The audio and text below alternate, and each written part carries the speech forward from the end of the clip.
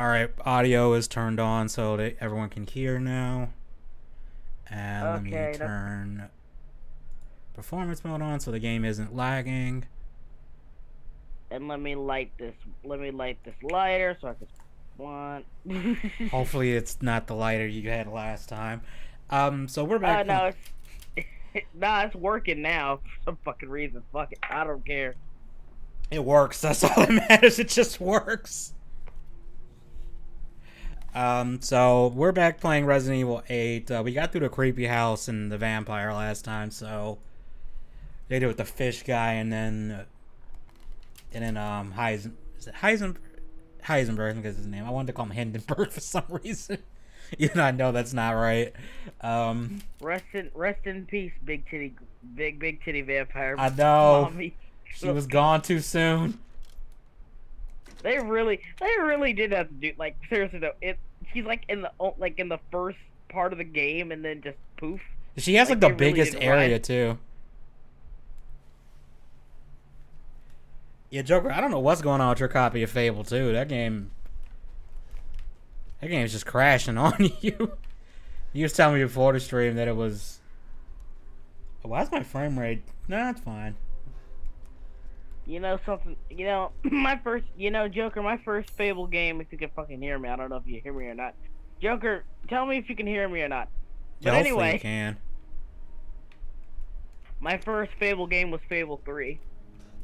And even though I know that it's not great replaying, I still replay it for some whatever fucking reason. I don't think I've... Like, every so often. I think I've only played the Fable demo. A demo for the first one. It was one of those games everyone was like, yeah, it's good, but I never played it. Oh, I forgot about this section. This is gonna be...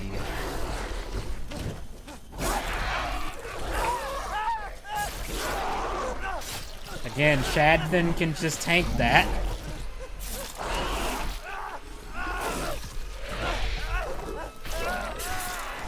I'm kind of surprised his leg didn't get ripped off when I throw him like that.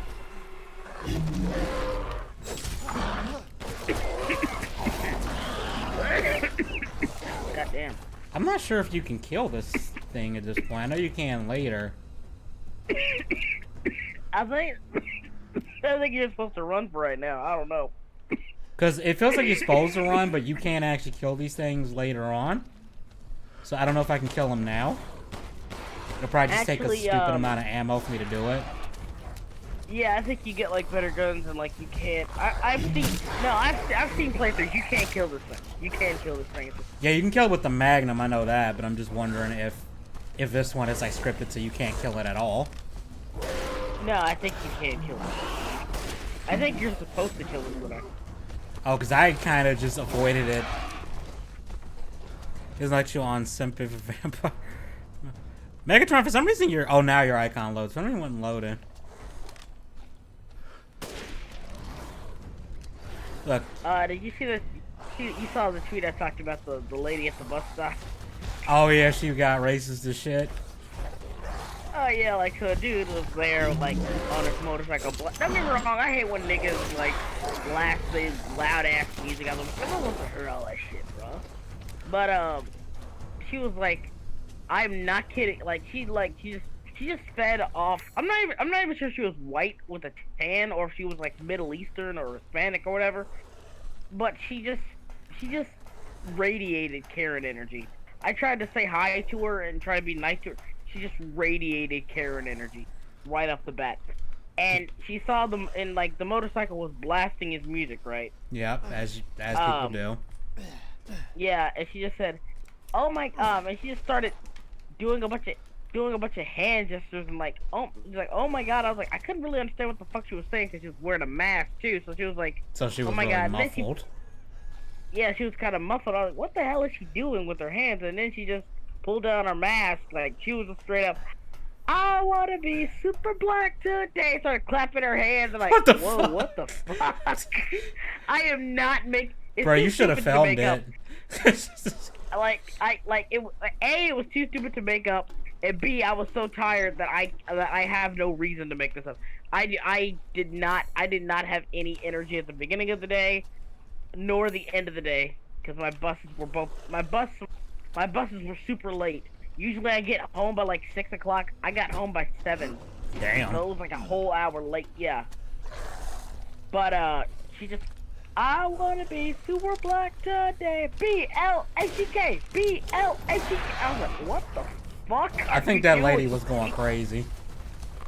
I was like, what the? Oh shit, he can't get up here. Doing? I don't think he could get up here. Oh shit. Okay. You thought you was safe. Yeah, I thought you was safe. Yeah, I calculate the odds, but man, am I bad at math. Okay, I know he can't come through that door because that would be broken as shit. Oh fuck, I killed him. Yeah, I knew you could like kill him, but I seen him.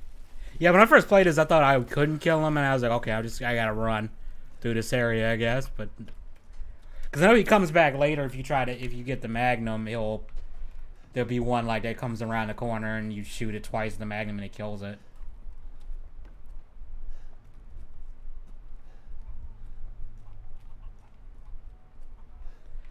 Blumhouse has some movies that I like, and then they have some movies that are just kind of eh.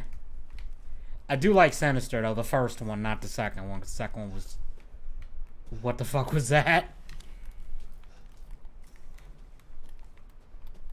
For some reason, Burning Exodus message got retracted. I guess he removed it, but it still shows up in the stream chat on the actual stream. That's interesting. I don't know what's up with that.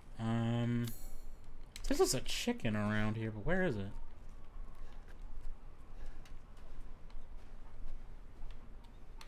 Oh, he must be in there. What movies did Blumhouse do again? They do a lot of the horror movies. Sinister is the one that I know the most about because I've watched that a bunch of times. I think they did that recent like Invisible Man horror movie, which I have no idea how that turned out. I heard it's actually really fucking good. I've heard that, but then I don't know anyone personally who actually watched it. Yeah, people are calling it like a cult. Okay, so they produced Get Out, Paranormal Activity, Happy Death Day, The Purge, Freaky, Insidious. Insidious was pretty good. The first one was pretty good. It doesn't hold up on like rewatch though because it's 90% jump scares. So it's just once you know what the jump scares are, it's again this movie's not scary. Split. Never seen that one. Never heard of that one. The Shyamalan movie Split. The movie. Oh, Split. I thought you said Blitz. I thought you said Blitz for some reason. Oh, I can't do this yet. I need the crank for this. They did Us.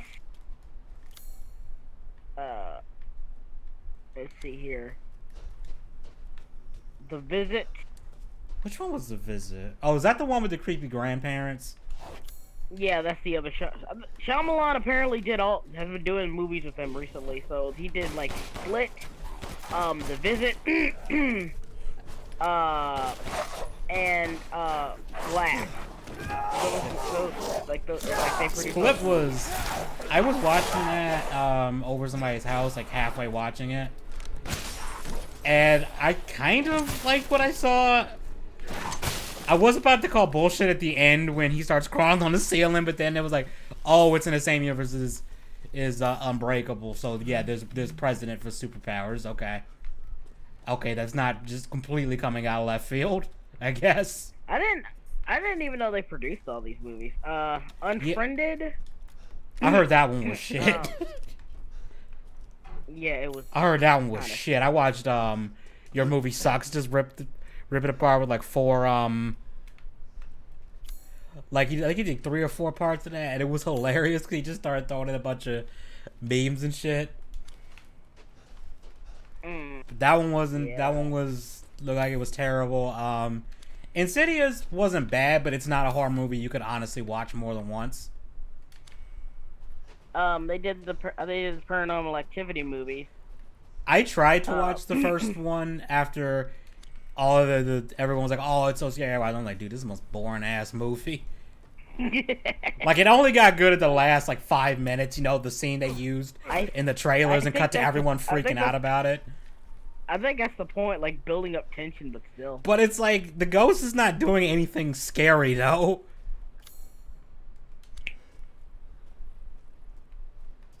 Like you gotta like you can have the ghost doing. Like, I get that the ghost doesn't kill them right away, because otherwise the movie would be 10 minutes. Like I get it, but you gotta have something happening that's at least mildly scary. Yeah, they did a lot of shit. They did that Craft remake that everyone said was shit. They did the what remake? The Craft remake. Remember that movie, that 90s witch movie, The Craft? Well, I did not know that they did a remake of that. Yeah, I think everybody called it shit, so that's why you don't hear about it. Yeah, I don't think they marketed that at all. Like, I like The Visit, but it's kind of like Shyamalan, like Shyamalan stupidity. Like it. I know it's like, found footage. I know that was the one thing people were saying about it. Like, here's the thing: they tried to make. There's this one scene right in the movie where it's just so fucking stupid. I'm sorry. Is it the scene where the old lady is like crawling backwards or some shit? Because I remember seeing that and I was like, yo, come on. This is just silly now. Not only that, like, here's the thing. Like, the premise of the movie relies on this woman who hasn't seen her parents in years, right? Damn, that weed is kicking your ass. Damn.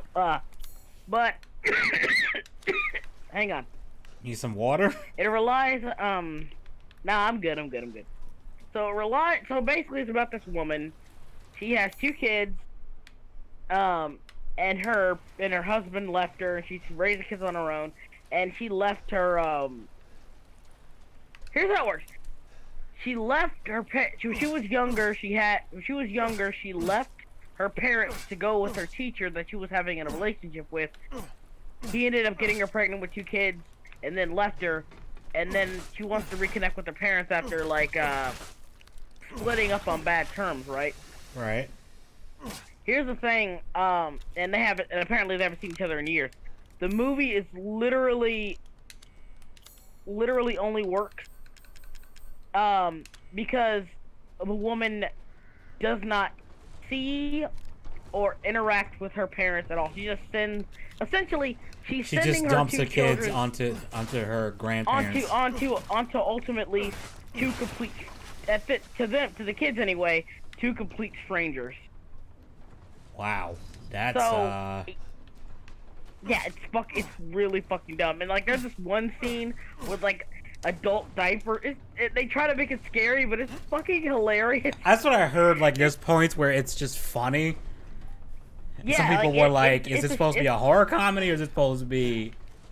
It's Shyamalan, dude. He takes himself seriously, and it's just. I mean, The Happening was one of the movies where it's like, "Am I supposed to laugh at this? Because this is." It's like, it's playing it so serious that it comes off as funny.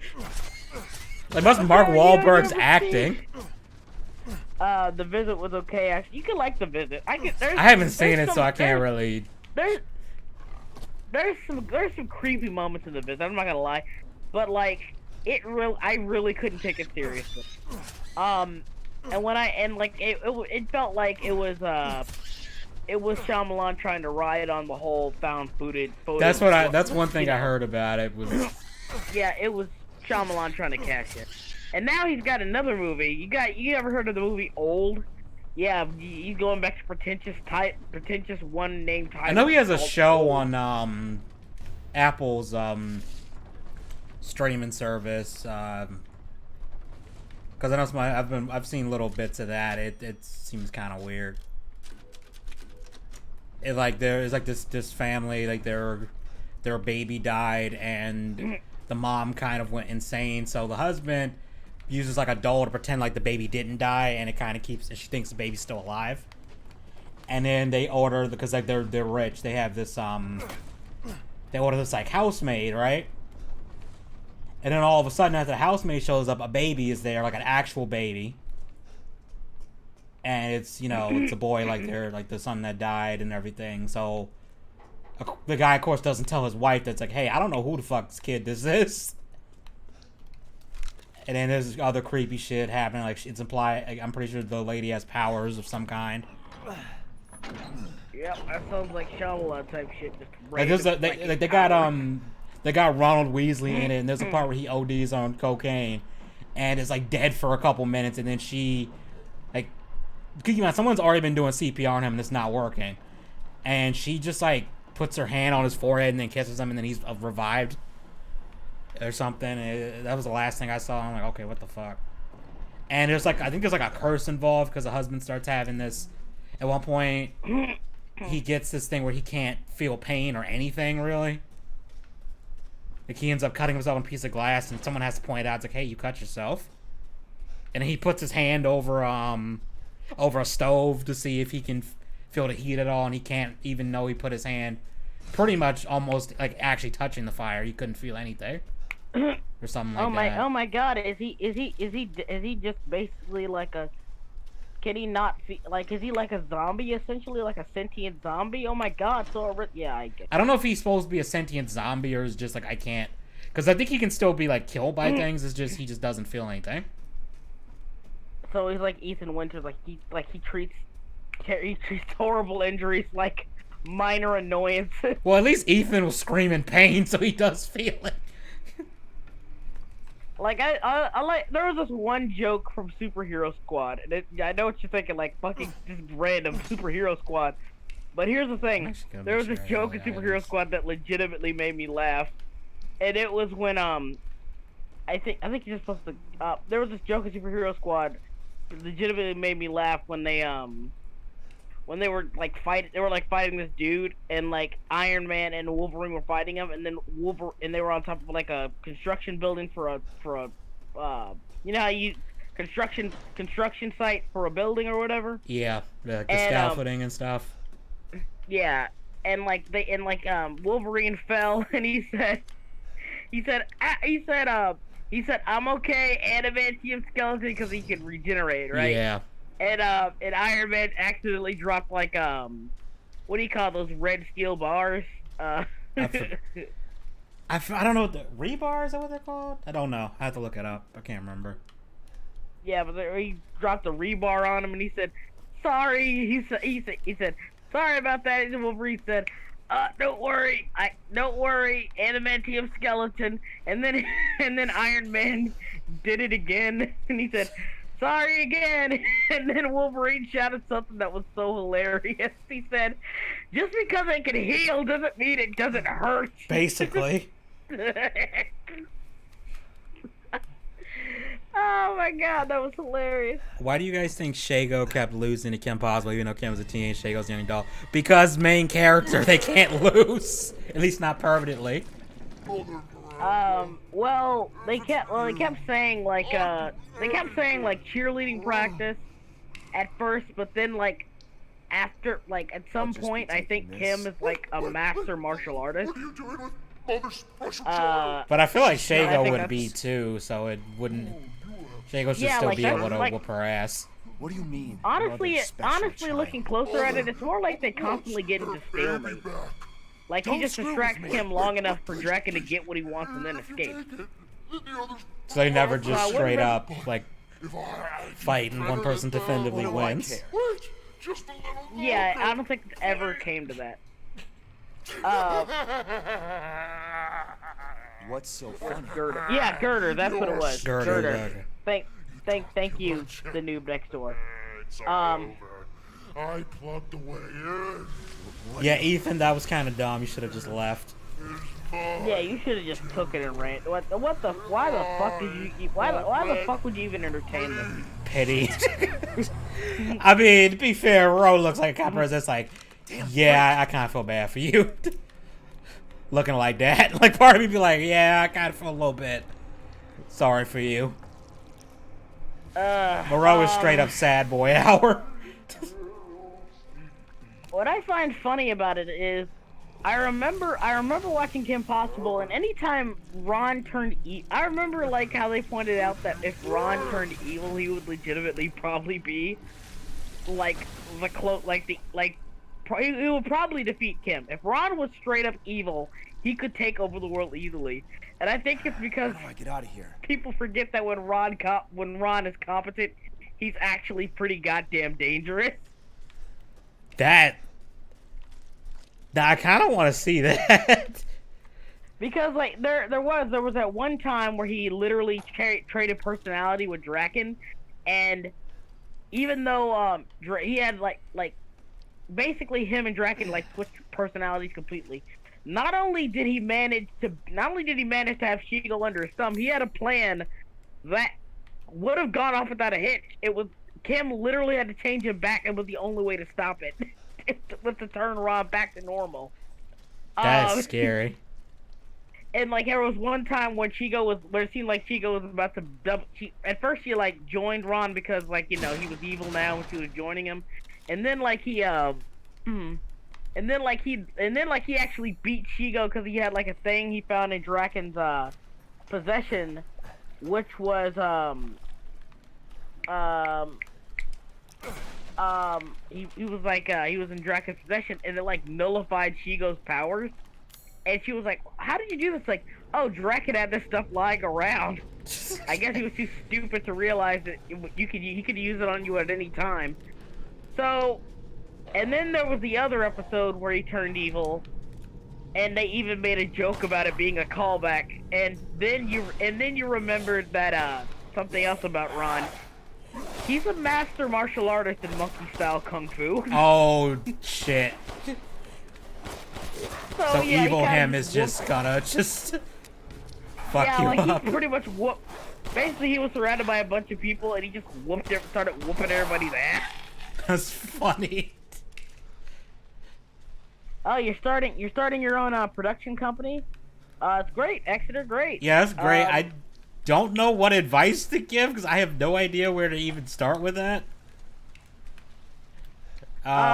Exeter, look, I don't know if you follow him on Twitter or not, but talk to Brett McGowan. Oh, the Mythoverse guy. Yeah, talk to the Mythoverse crew, and they can give you advice. Cause now I'm technically on their payroll. I'm working on a comic. Oh yeah, that's a good example actually. Yeah, to go reach talk out to those to. guys. Yeah, I don't know how much I can say, but the stuff I'm working on is kind of like a gag comic, honestly. Oh, fuck! I forgot about this guy's... How this guy will wombo combo you.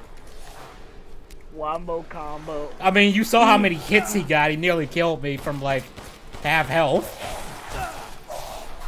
I wombo, you wombo, wombology, the study of wombo. That ain't Falco. That's not how it goes. That ain't Falco.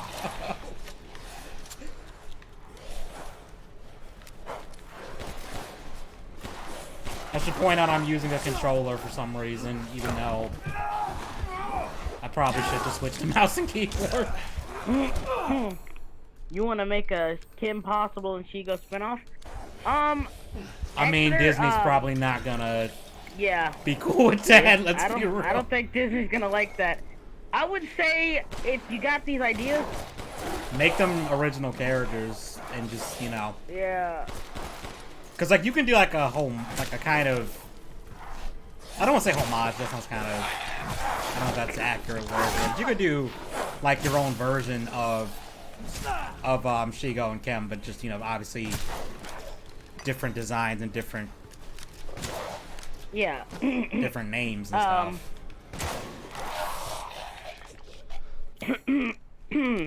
I keep pushing select. I think that's the yeah, like that's what I do a lot. Like I realize like I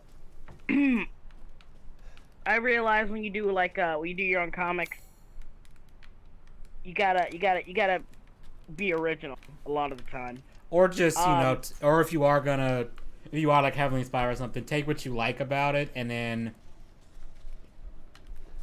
do your own thing with it. But, you know, obviously make it different enough where it's not clearly just this character. Especially if you plan on making money off of it, or try to make money off of it, because, yeah. I made Solar Flare, and I made Iron Strike. Those are two definitive. That's the John characters I really Henry wanna flesh out. with the Thor Yeah, hammer, right? John Henry with Thor hammer. Yeah. Yeah, I mean that. I mean, still, of course, if you tied it to actual Marvel Thor, you'd be in, and you tried to, monetize that, you'd be in trouble. But if it's just Thor, it's just, not Marvel, clearly not Marvel Thor, you'd be fine. Yeah, that's probably what I'm gonna do. I'll take not from you guys. Thanks. I want ours to be balanced. Where's the project established like peace, strike, ironically, Kim. I mean, it's a cool name. That's a cool ass name. Yeah. Okay, I gotta remember. I forgot what the boat is. The full title is gonna be eventually Iron Strike: The Herald of Thor. But Yeah, I mean, that sounds like a neat idea for a comic. Like I said, I would probably just not even tie it to Marvel Thor at all. Yeah, that's what I'm gonna do. Like at first, I thought that was a cool idea. That I'm like, why am I giving Marvel free ideas? Whenever I see someone do like super, like well done fan, so I'm kind of just like, you really should just. Part of me is like, just make it your own IP, man. Yeah. Like, part of you is just like, just make it your own IP. Because that way you can monetize it, and you don't have to worry about it getting shut down by one of these companies or whatever. Unless it's Sega, then you're safe. Sega don't monetize it, but Sega likes fan projects. You love Thor Ragnarok unironically. Well, I'm glad you did, but as for people who actually wanted the comic, and especially World War Hulk. Yeah, I didn't like how they Hulk. tried to do Planet Hulk and Thor at the same time. I was like, man, just give us a Planet Hulk movie. And honestly, I hate how they put too much humor in Ragnarok. Yeah, like they kind of I get it. I get like Thor: The Dark World was boring, and the first Thor movie was kind of boring. Yeah, those were just kind of eh. Yeah, I get that. Well, but Thor 1's problem was there was barely any action in it. Like, you had one action scene in the beginning, then you had one where he was human, and then you had the Destroyer thing show up, and that wasn't really Thor fighting it. He gets killed, and then the hammer resurrects him, and then he beats it in like 5 seconds. Yeah, I think here's the thing about Thor though, is that I think they mistook like jovial, because that is Thor in the comics. He's like really jovial and happy-go-lucky. Yeah. Yeah, he's happy-go-lucky. But one of the things we have to remind that the comics did really well is that they reminded you. Thor is serious. He can be serious. He's a fucking god. Yeah. He can, literally, I'm not kidding. Whenever he battles at full strength, he's literally shattered planets. Yeah, Thor. In the comics when they had the Godzilla crossover, Thor was straight up 1v1 in Godzilla at one point. And yeah, he was like, Godzilla's probably gonna beat me. If I don't wrap this up quick, this dude will beat me. In terms of an endurance test, but it's like, yeah, he was straight up 1v1 in Godzilla. Yeah, it's just there's just no way. Yeah, there's just no way you're beating Godzilla. Just like, really? Honestly, Slim, would you like to come write for us? If maybe sometime soon. Sure, why not? I'm literally doing nothing else in my life. And I wouldn't mind writing for you. Just whenever you get things set up, I'll talk. We'll talk details. Oh, I forgot about this part. Yeah, Chris Hemsworth was great as Thor. I mean, like, I loved the scene in Infinity War where he and Rocket are talking, and you see, like, he goes from kind of joking, but then the more Rocket asks him, like, what if that doesn't work, and he keeps. And eventually he just kind of resigns himself, like, well, then I die. And he's like, I actually, like, serious about it. I'm paraphrasing the scene. I forget exactly what he said. Why not?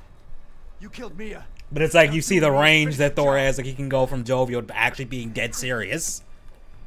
Yeah, I kind of like that because like it real like again in the first Thor movie did do the first Thor movie was easily like the weakest introduction MCU film. It was easily the weakest. You know, honestly, if that movie came out like around the time X-Men did, like the first X-Men, it would have been I think people would have liked it a lot more. Because it feels like an early 2000s superhero movie before they knew what they were doing.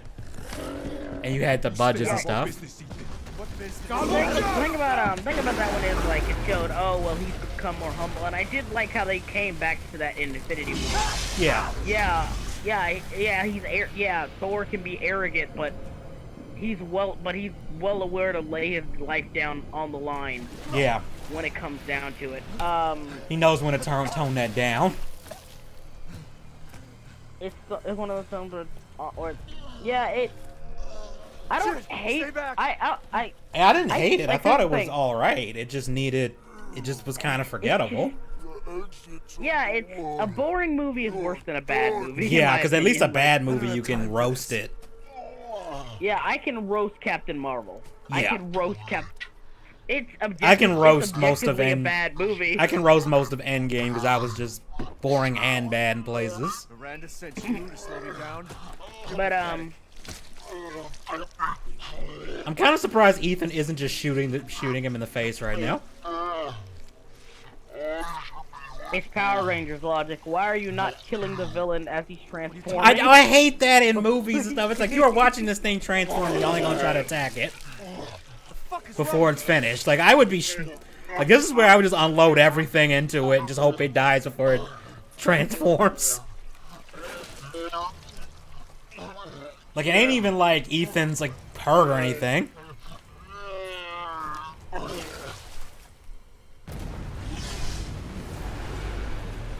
Let me get out my last bit of exposition before I transform. Yeah, in the lore he can't control that at all, so he really can't control it very well, so he's just like, I'm trying not to, but it's happening anyway.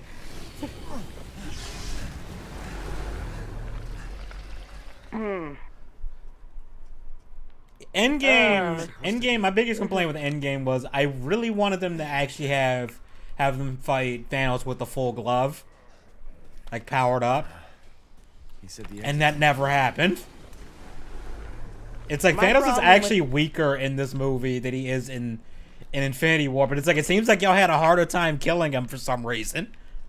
Welcome. Yeah, because there's a bunch of time travel bullshit. Which they tried to justify that as oh no, it's an alternate timeline or some shit, and it's like, nah. But I'm like, wait a minute. How could like for instance, I asked like wait a minute, you can go back in time to get Gamora after she sacrificed herself to the Soul Stone. But then to get the Soul Stone, but you can't do the same thing for Natasha. Yeah, that was weird. And it's like, does that affect the continuity of the original timeline? Because it's like they're like saying that it's not the same timeline by time travel or some shit, which is like, okay, time travel. Hot take, time travel to me is one of those things where you really got to know what you're doing. You got to plan the series to begin with around it. Fuck it, I'm gonna be able to say it. Unless time travel is the main focus of don't do it. Back to the Future. Don't fucking do it. Don't put it in the background unless like Sonic 06. If Sonic 06 did not have time travel and just stuck to the Princess Elise storyline bullshit, I would probably like it a lot more because it is so confusing and so inconsistent. Yeah. It's just so. Or if you are gonna do time travel, you need to make the rules crystal clear to the audience. Like here's the thing, Terminator. Let's see, Terminator. At least the first two were pretty clear on how that worked. Leave this. Yeah, exactly, and it still doesn't really make a whole lot of sense. They put that out there. Like the two best examples of time travels in movies, Back to the Future and the first two Terminator films. Even then, in the grand scheme, they don't make a whole lot. Yeah, if you really thought about it, it doesn't make any goddamn sense. but at least it's somewhat coherent. At least they That kind of cannot have be- their own rules, and it's like, okay, it follows the This rules they've set out. location can be At done in least. just a moment. Like, Yeah, it might not be so what Terminator- actual theoretical time travel rules would be, but at least it's consistent with itself. Yeah, it's time travel a lot. It's like I said, even the best uses of time travel don't have it 100%. And I think that unless time travel is an empirical part of your plot, Don't stay do away it. from it. Unless you're going to focus on it immensely, it's going to be an immense core part of your story. Do not work that in. Yeah. And I also don't like multiverses because they literally or alternate timelines and shit, because it literally undermines so much what's the word I'm looking for, not suspense, but Well, the problem with the multiverse is you can just say, oh, a character died. Well, yeah, here's another one from another timeline. Or yeah, that's whatever. what I'm talking about. It's called stakes, I want to say. Stakes, You know, yeah, it can fuck with alleviate- stakes if you don't know if you're not doing it. So you're properly. then they say, oh well, so wait, you guys both summoned alternative timelines of yourselves, but at the same time you snapped everyone back into existence who died. So But, like, did that How- actually happen? how- Because it's not. Because remember, if it's an alternate timeline, then that means you're not affecting your original timeline now, right?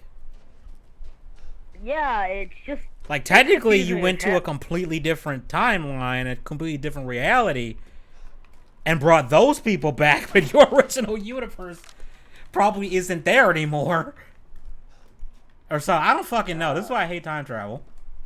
Unless you make it absolutely clear how it works. Looper's Looper's time travel was Burning It, sir. stupid. I'm sorry. No, Like, yeah, that but was we- stupid. We We already went over talked about this. didn't we?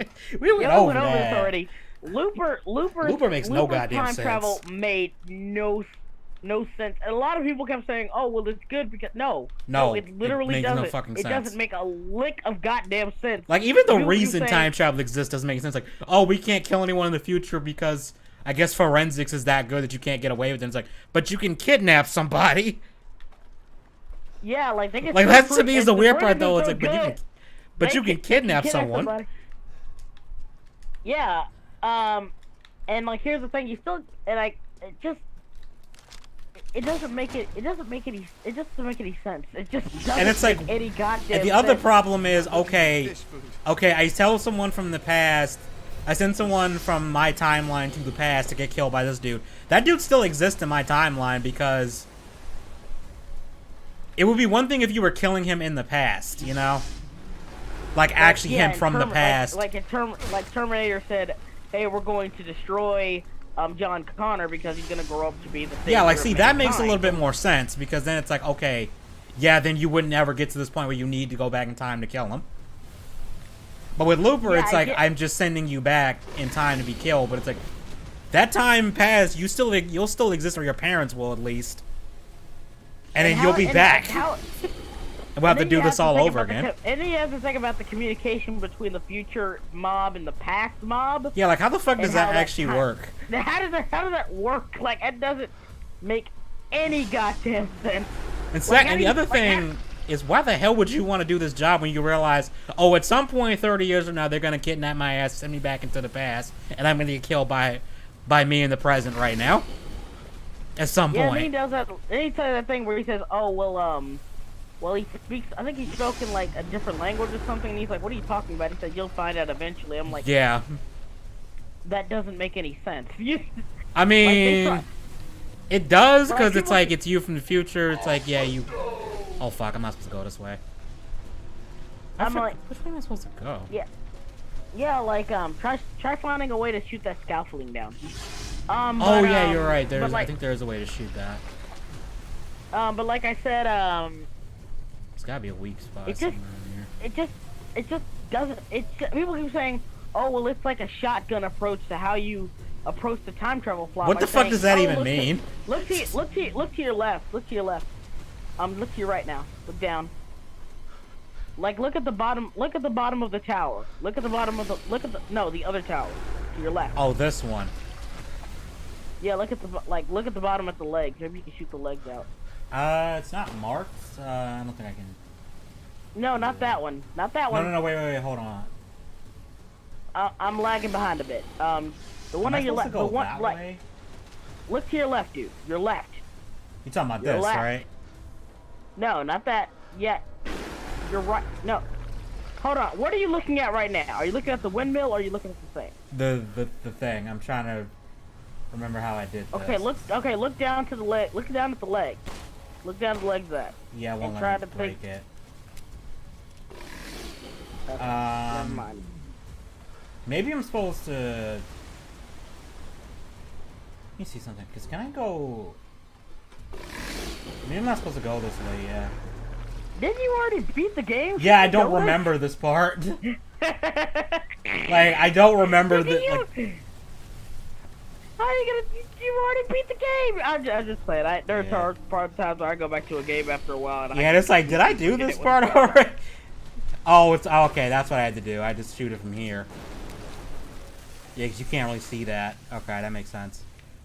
I'm gonna wait for this, Okay, so wait for Fish Boy to lap around, because, The Edgy, the important thing is I was right. That's all that matters. Yeah, no, you were right. Yeah. I figured you were right. It was just I couldn't figure out what angle you were supposed to do it from, and I guess he's not coming around anymore. Man, so that's this good. weed, this weed is great, man. Great. But just sloop. And then to later Terminator movies, yeah, I don't fucking know what they were doing. Like Genesis was just, what the fuck was that shit? Like it's like, oh, we want to do a sequel, but we want to reboot at the same time. It's like, bruh, just do one or the other, man. And then Dark Fate happened. Dark Fate was Which just pretty like much a said- fucking insult. Yeah, it just said, oh, remember the first two Terminator movies? They Yeah, didn't we're gonna mean kill anything John else. Connor in the opening. They don't mean shit anymore. And you were too pussy to do a like it's the same thing they did with Star Wars. You were too pussy to do a reboot, so you decided to do a sequel but make everything the other movies did pointless. That's all Yeah, you did. and it's like, That's just the stop. same thing. And you know what the funny thing is? A Terminator sequel, honestly, I think, like, if you just did the Future War shit and, like, up to when they go back in time, like, it just ends with them seeing the time machine and John's like, okay, we gotta send somebody back. And, what's his name? Kyle Reese volunteers, and it just cuts to him going into the time machine. And that's the movie, like, and that's how the movie ends. I'd be perfectly fine with that. Because it'd be coming full circle, and it'd be the perfect way to do it. Because everyone wants to see the goddamn Future War at this fucking point, and they keep, like, not doing that. Oh, I'm sorry, they did it in Genesis for, like, 5 seconds. And then it's like, psych, we're going back to T1. But not really. Because fuck you. And then they make John Connor the villain, which was the stupidest fucking thing. And the movie even kind of acknowledged that, too. Because it's like, so he's going to kill his mom before he's even born. And Sarah points out, like, you know, if you kill me now, you die too. And he goes, says who? It's like, says common fucking sense. If you kill your parents before you're born, you die. You don't exist. Why did they do that again? Why did they make John Connor a villain again? I forgot. I don't know. And then they revealed it in the trailer too, which made no goddamn sense either. Because it's like, wow, you showed that in the damn trailer instead of saving that, because that would have at least been a surprise. It would have been a dumb surprise. Stupid, yeah. It would have been stupid as hell. Especially like, oh, he's this prototype nanomachine Terminator thing. It's like, hold up, why didn't you just send that out in the front lines where you were getting your ass kicked? Reject vampire, return to spooky. I couldn't think of a title because I couldn't do vampire thing again since she's dead. I hated this part. I forgot how much I hated this part. I'm probably not gonna have enough time to do this. Like I said, Looper was a really stupid movie. And Yeah, then Looper was dumb. And then they introduced psychic powers.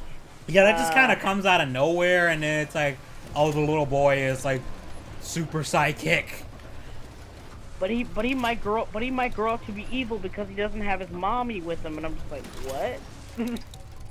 Because Bruce Like, Willis killed. what? Because Bruce Willis killed him.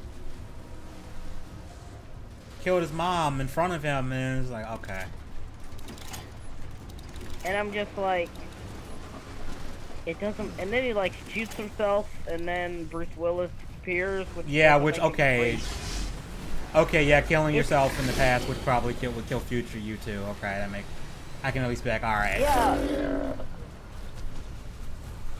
So is it like an alternate universe? Is it alternate timeline type shit? Because then that would mean that they would. That none of that shit would have actually happened then. Yeah, so which means they wouldn't need a reason to go back in the future to begin with, which means This they is would why never time reveal. travel is confusing and why I don't like stupid. the going back in time to solve shit thing. And there was a book I read where they actually address this, where the character that actually can time travel is like, you know, this means we don't succeed, right? Like a character's asking, hey, we need to go through time and get all these people to help us stop this thing now. And the guy goes, okay, you realize we don't succeed, right? He goes, what do you mean? He's like, because we're having this conversation. And it's never brought up again. Like, you're thinking, there's gonna be some, like, bullshit. Like, things like, psych, you thought you fixed it, but no, you didn't. Thing, and then it's like, oh, no, we won't even do that. It just, oh, no, we won. Just clear cut. No, this is gonna happen again type shit. It's like, this character literally said that did the thing that makes sense because that's how it would work. If you go back in time to be like, hey, I'm gonna stop this event, it probably means you didn't actually stop the event. Because otherwise you wouldn't need to go back in time to stop it in the first place. Let's just say time travel in general is stupid. Let's Yeah. be real here. Time travel. I'm generally one of those people, it's like time travel never really makes sense. Unless you just Yeah. completely make your own rules, it's very clear how it works. Like, there's some games where, like, time travel is like, no, if you go back in time, you were supposed to go back, and it doesn't create an alternate timeline, or it was already part of the timeline that you were supposed to go back anyway. So it doesn't really, like, Yeah, it's like you were works in, supposed to be Terminator. there. It works in Terminator 1, right, where it's like, oh, well, I went back in time to give birth to my very good friend, which is weird. Yeah. But, I mean, it was cyclic, like, it made sense. It's like, okay, yeah, so Skynet going back in time creates John Connor, and then calls Kyle Reese to go back, and then that creates John Connor, and then John Connor kills Terminators. Yeah, it was it's a classic scenario of the villain created their own hero. Yeah. They created their Found own myself a big one. thing. If they literally hadn't tried Done to go that. back in time to kill him, then John Connor wouldn't have been born. Like, it was basically like preemptive. It was fate. Essentially. Yeah, it's like made it's like Skynet's like, I'm the architect of my own demise. yeah, Fuck. exactly. Skynet right about like, shit. You And then- literally had to do nothing. Yeah, they just sat there. It would have just been, okay, we're just not gonna cheat and go back in time. You know what? Would have been interesting, like, if they pulled the whole John Connor was the one who sent the T-1000 to the past because he knew, like, that was the only way he could convince, them to go back. That That would be funny. Like, wait a minute, you sent him back in time because you knew it was the only way to get. He knew the entire time he needed Reese to bang his mom. In order to And win. he needed, in order to be born in the first place. So he deliberately got the T-1000 to go back in time to hunt down his mom. That would be hilarious. I mean, if you think about it, he kind of was doing that because he gave Kyle the picture of his mom, which is so freaking weird. It's almost like he was like subconscious, like, hey, this is my mom. She's hot, isn't she? Yeah. Yeah. How you feel about that?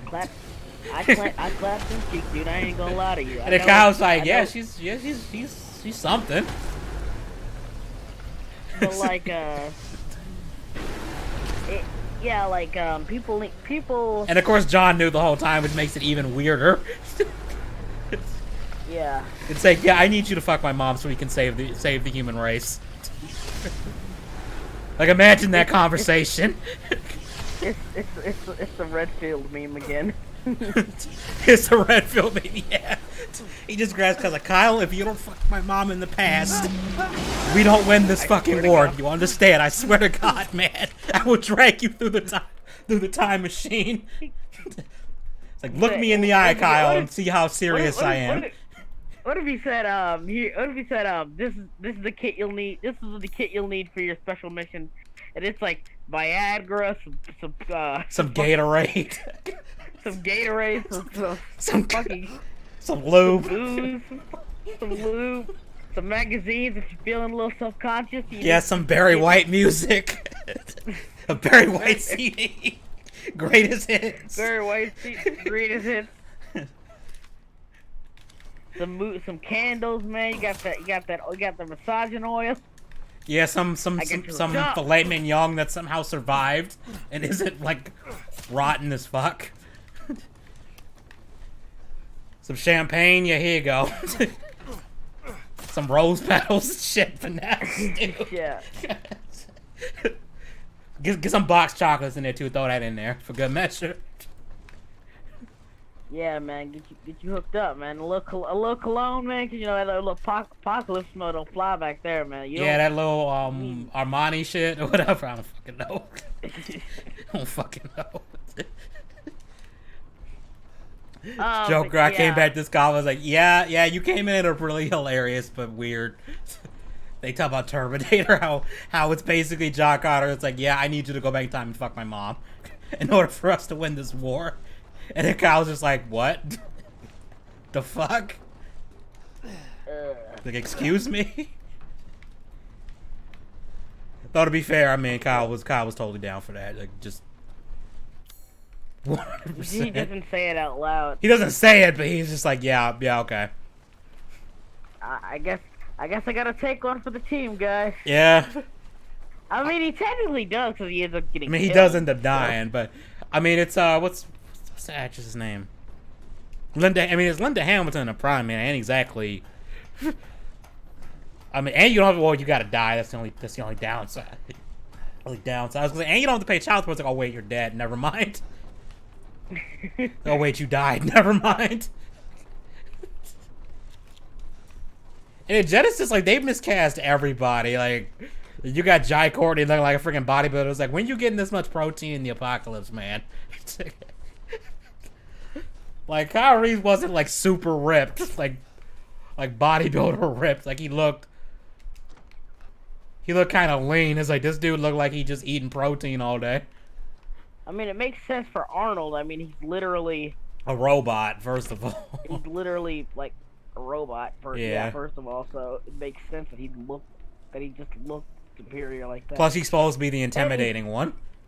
Naturally. At least in the first one, he's supposed to be the one you're supposed to be scared of. It was kind of like that in the second one, because they kind of like teased like, oh, well, the Terminator's back and stuff, but then like it was a genuine, because like back then they didn't spoil everything in the trailer. Yeah, like they showed the scene with him walking with the bundle of roses, and he pulls a shotgun out of it, and John Connor's like looking at that like, oh shit, I'm about to die.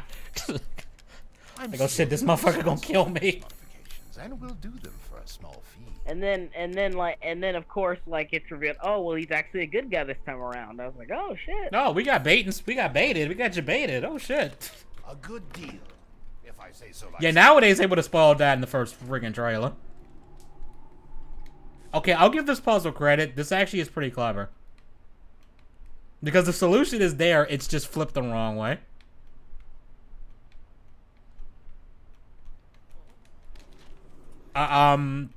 Joker, are you saying cannibalism is the answer to how Jai Courtney is that buffed, despite being in the apocalypse? That's kind of dark. That's pretty freaking dark, I'm not gonna lie. I mean, it's the apocalypse. You gotta do what you gotta do. Just make sure you cook it thoroughly and you ain't eating the brain. Or you're gonna get a prion and that's gonna kill you. The orange goes diagonally. Yeah, the reason I say it's a neat puzzle is because the thing is upside down. Like the paper, like you think, oh, just plugging it in, you notice, oh, the antenna's not in the right place. So you gotta flip it and memorize. That or roaches or mice. Yeah. Yeah, that's true. But I don't know if you're gonna be eating enough to do that. Yeah, not really. Yeah, you got a point. Oh, I should probably get ammo. Fucking, what was Demolition Man? He said he had a rat burger. He said, Welcome. not bad. He just said not bad. Just not bad. For a rat burger, it's not bad. Can we talk about all the weird articles trying to get people to eat bugs? It's just like, I'm not doing that. Yeah, no one's doing it. Like, I'd rather go vegetarian than do that shit. I'm gonna be real with you. Here's the weird part about it. I've actually eaten like bugs, like chocolate. You cut out. You said you eating like chocolate. What? Oh shit! Did we lose Slim? Oh fuck! I think we lost Slim. Slim, can you hear me?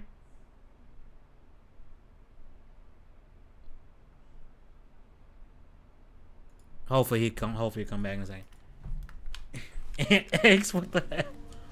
I feel like you'd have to eat like a forklift amount of those to get filled up. Probably more than that.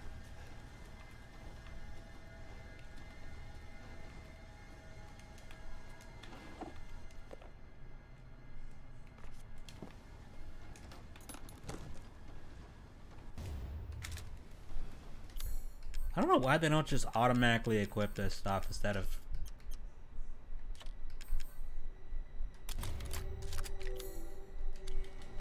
That just sounds just... I'd rather just eat rice, man. At that point, I'd rather just eat some rice or something.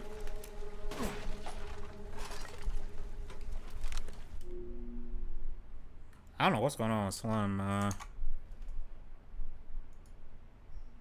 Oh, he just completely disconnected. Hopefully he'll come back in a sec.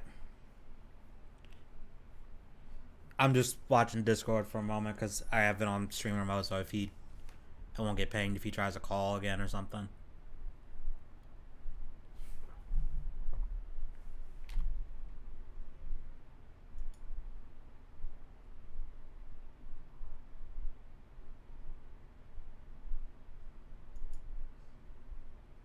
Yeah, it seems like it's more... Eating bugs is more common in, I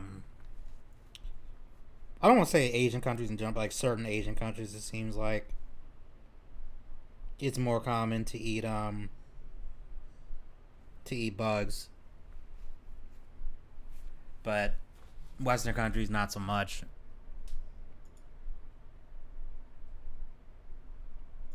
I don't know if it's a cultural thing or not. I'm no expert on that.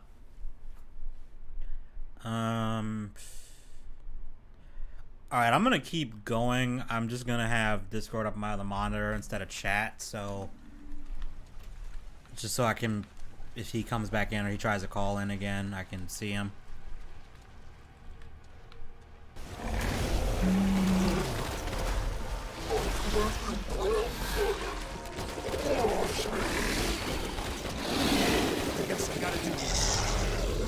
I forgot how much this fucker just likes to spit everywhere.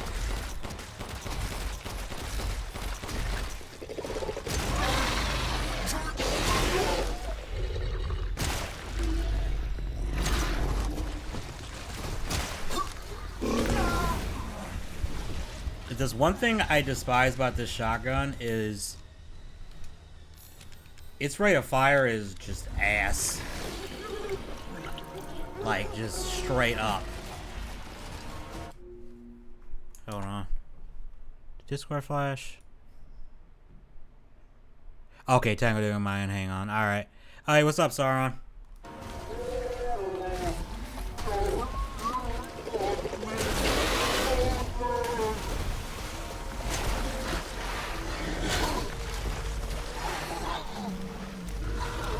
We just murdering fish mutants.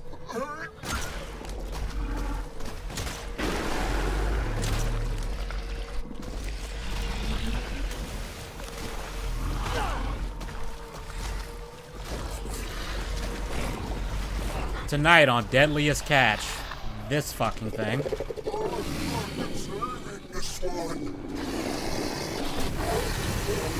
I got killed by this first time because I didn't realize what he was about to do.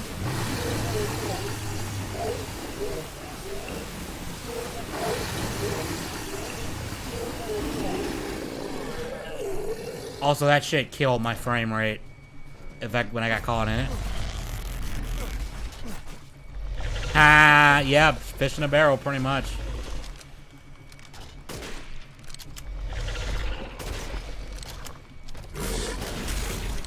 Hi, I'm Jeremy Wade from River Monsters. I think that's his name. The fuck? Oh, there's Slim. He's back. Jeremy. Yeah, I can hear you. Yeah, that was weird. Like my whole thing. Can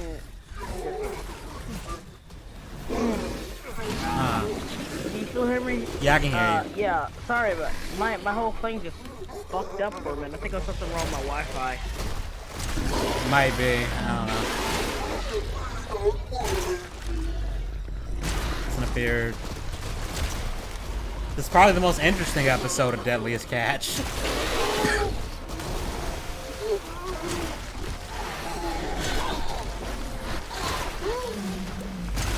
Yeah, I don't think I'd want to eat that.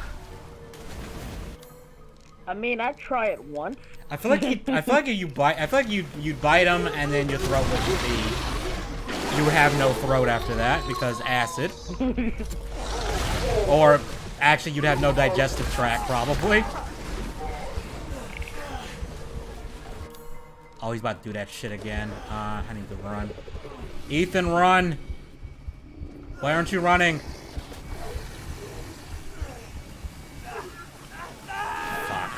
I think Ethan might be a master.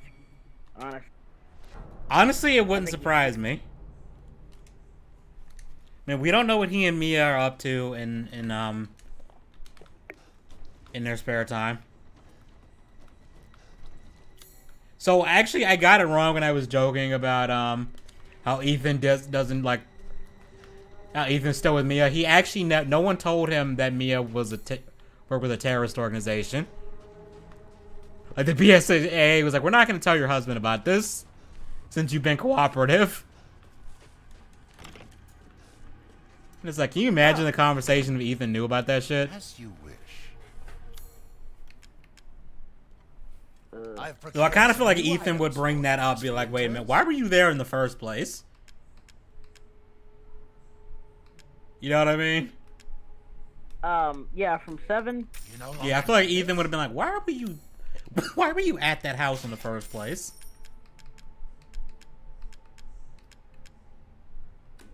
I thought the twist of this game was gonna be like Ethan got cucked at one point, and Rose wasn't his dead, and the reason she was gone for all that time was because she got knocked up. Or some other bullshit like that. That would have been hilarious. That would have been hilarious. Like you got cocked, and that's just Ethan's descent into full villainy or something. Did you see the hot diggity demon Max G parody where he said, Oh, I meant to watch it before the stream. I saw it. I was like, oh, that's gonna be fucking hilarious. Yeah, it's really stupid, but it's really funny. That guy is the best, man. He said, I just came out of the big titty vamp Dracula castle, and I'm looking for my daughter. It's funnier when you see it. Oh, I'm sure it is. It's funny, trust me. Yeah. But you know, this game actually makes me want to actually have a horror game where you're with vampires in it as an enemy. And like you have to kill them with like silver stakes through the heart or something. Or like guns can't kill them but like can stun them or something. Nah, like you get like silver bullets, but they're extremely rare. And that's the only way they can kill them. So you gotta salvage every piece of silver you find. Well, I was thinking you use the silver bullets for like werewolves or something.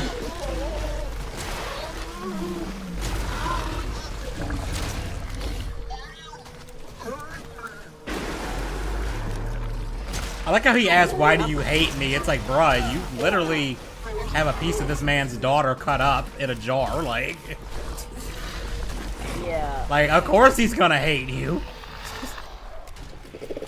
I think he's talking about, like, Mother Miranda. Probably, yeah, because Mother Miranda's kind of a bitch. I say kind of, like totally a bitch.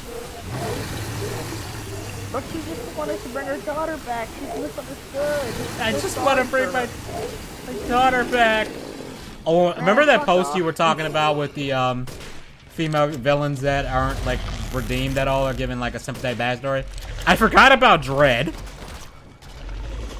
Mama from Dread is straight up psychopathic, irredeemable. I'm pretty sure somebody already posted that. Yeah, someone probably did. I didn't even think about that because I was rewatching it recently because I had saw that's like, oh, it's on Hulu. Well, I haven't seen this movie in years. I'm like, oh yeah, this shit's still good. Like, this shit's still good. It's underrated as fuck, but it's good. It's a shame we probably won't ever get a sequel to it. Wasn't the guy who played in Prison Break in that movie? Which one? The main guy from Prison Break with the weird eyes. Trying to remember. Either I'm confusing him for the RoboCop reboot. I don't know. He played one of those. I don't know, but I will say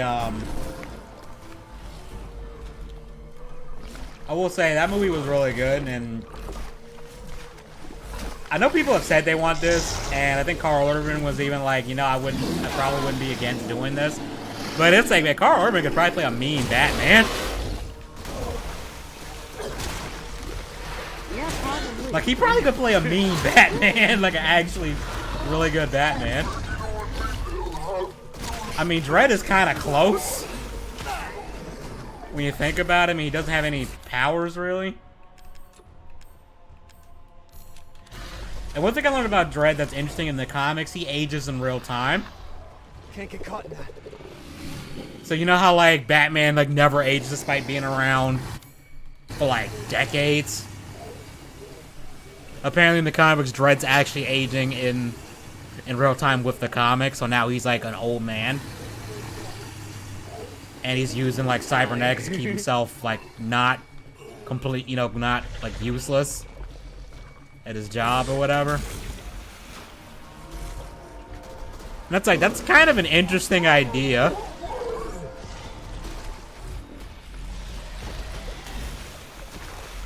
To have a character do that, and it's like, I can't think of a comic book that does that. Another one that does it, like, that does something like that. I mean, technically, Savage Dragon, Spawn. What? Oh, Spawn does that? Yeah, Spawn is still like still running continuity. Oh, okay.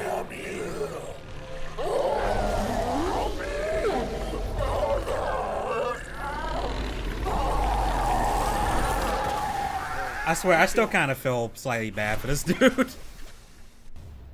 Because that's just horrifying, being turned into that. Was in life. Disgusting. I love Ethan's little snide comments. That's what you get. That's what you get for being a. I know, you simping Mother Miranda. That's what you get.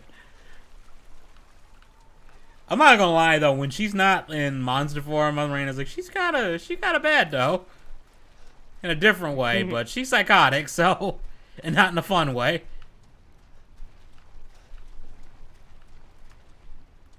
I'm just doing a pass mix because there was ammo scattered around here.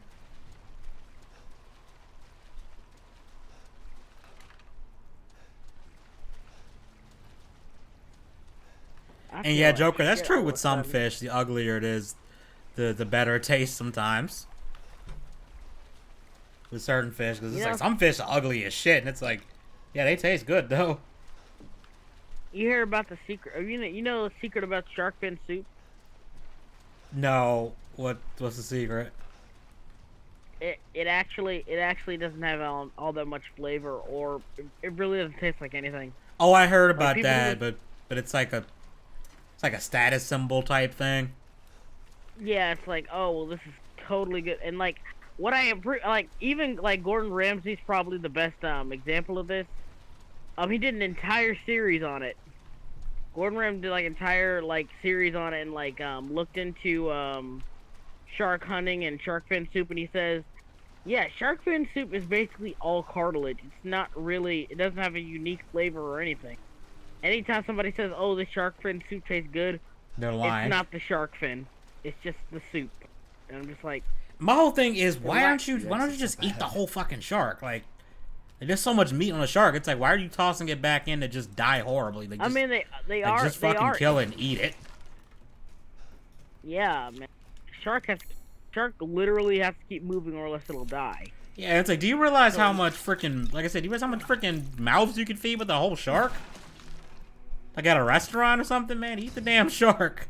Don't just let it die like that. Fuck is wrong with you? Yeah, man.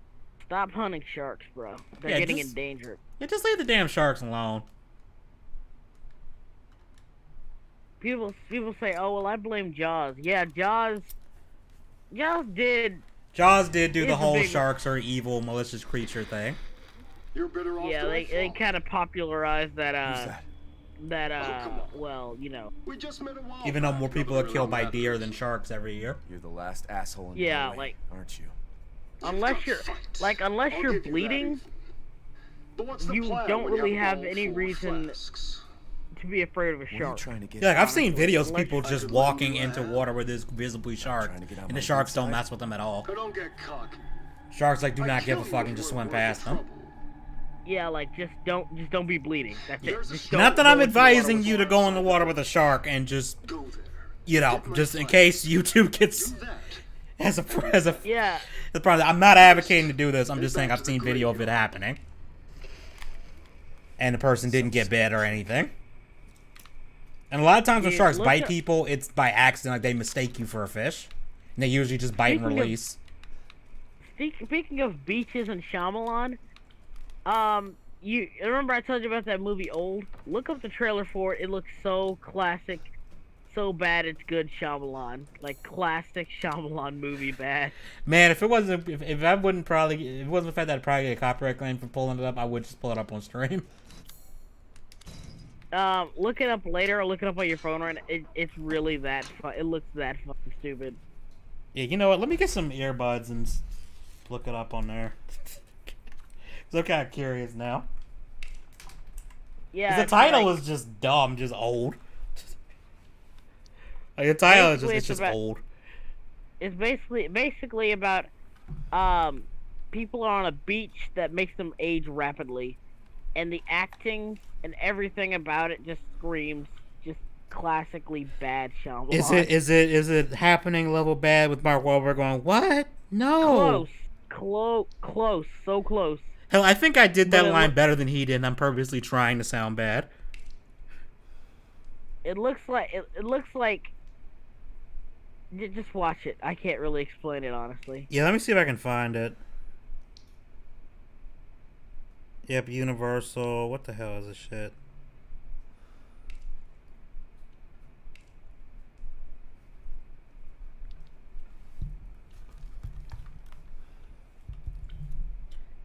Oh, I didn't mean to do that. Fuck, I hate this. I hate how this works.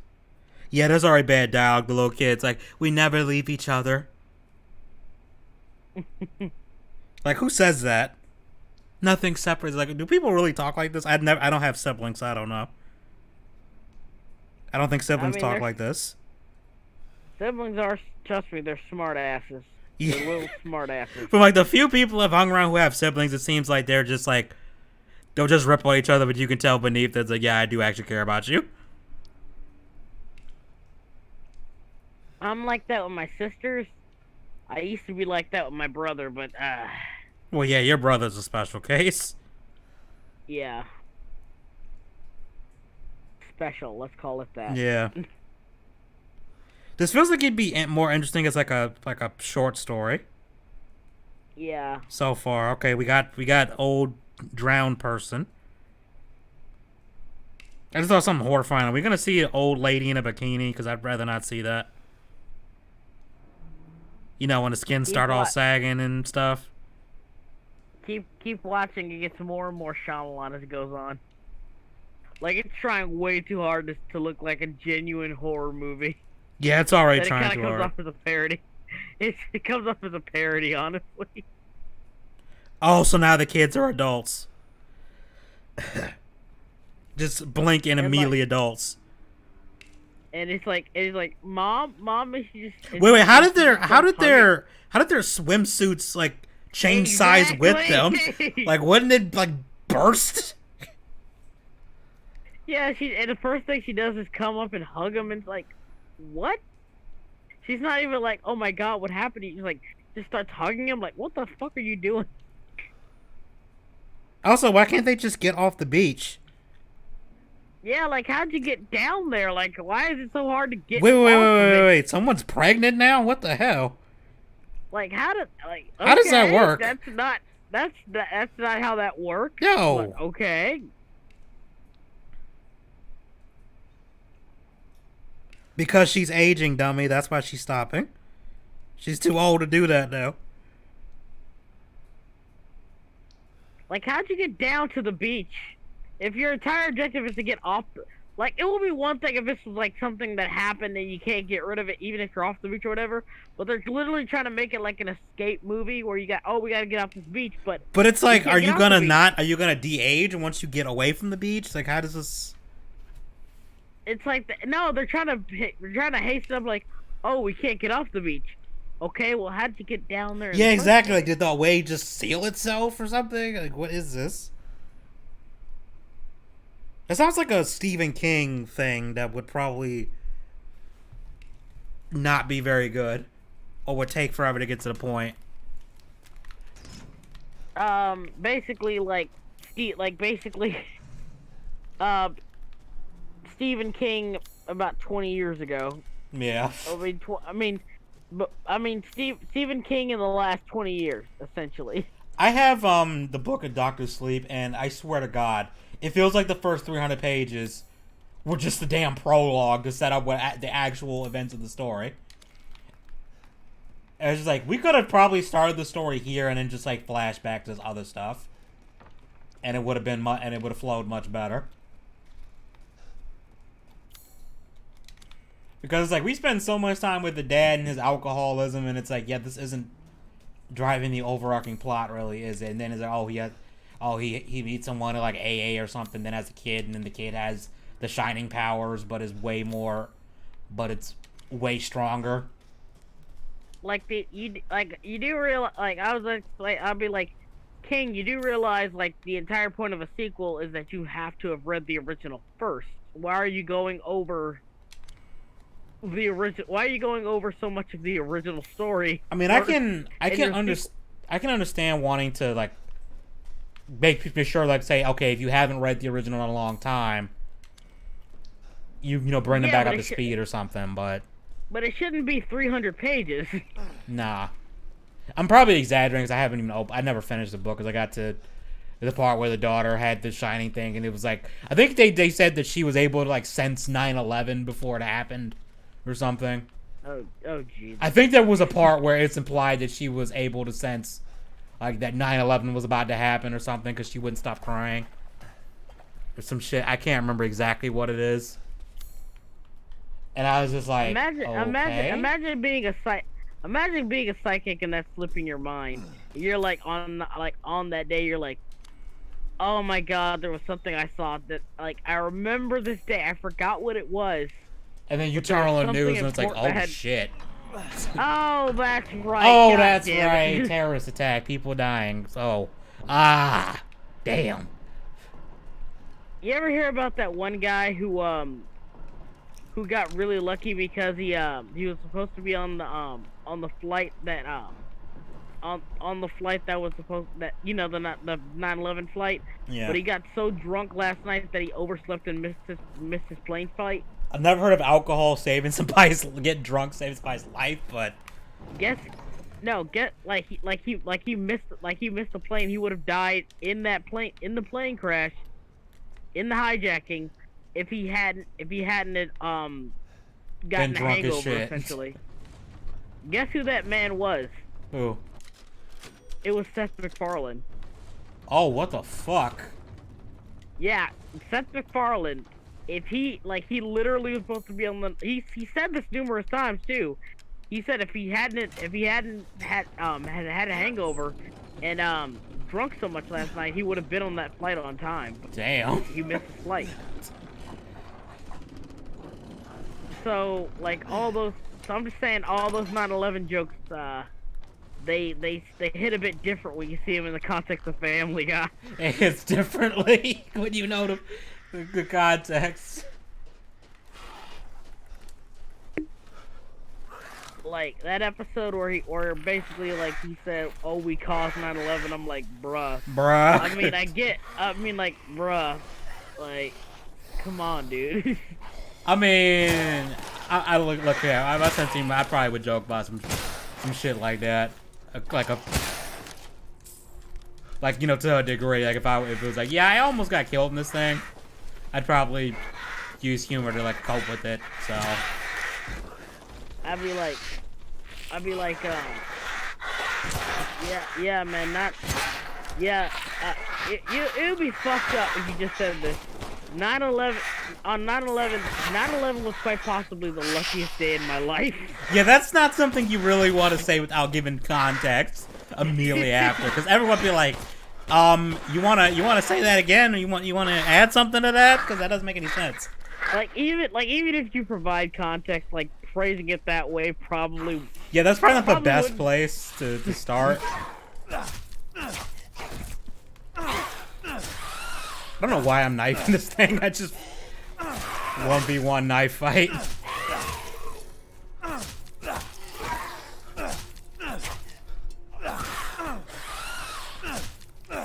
Dude, it takes way too damn long to kill this thing. That took way too damn long. Good How do you lord. block a sickle I don't know. with your hand?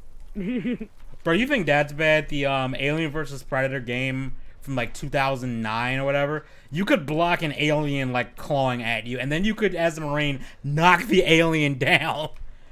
And I'm just like, that diffuses the whole tension of this thing sneaking up on you. Because you get prompted when it's about to attack you to just put up your arms and block.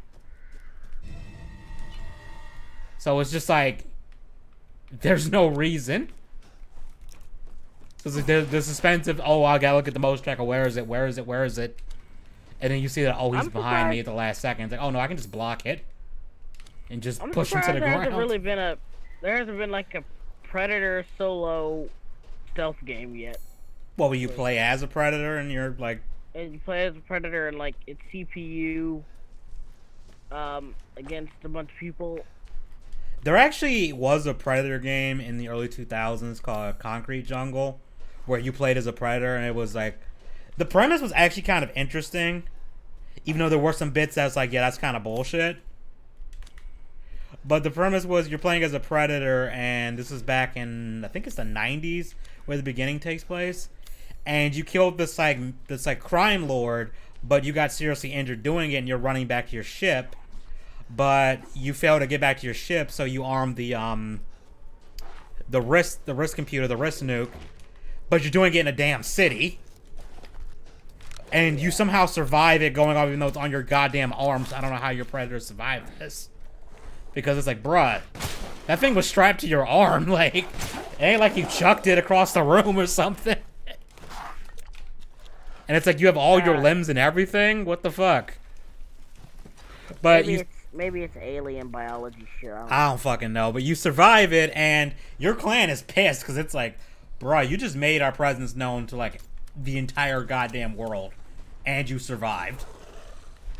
So what they do is they exile you to an alien planet, and they leave your predator there for like 100 years or some shit.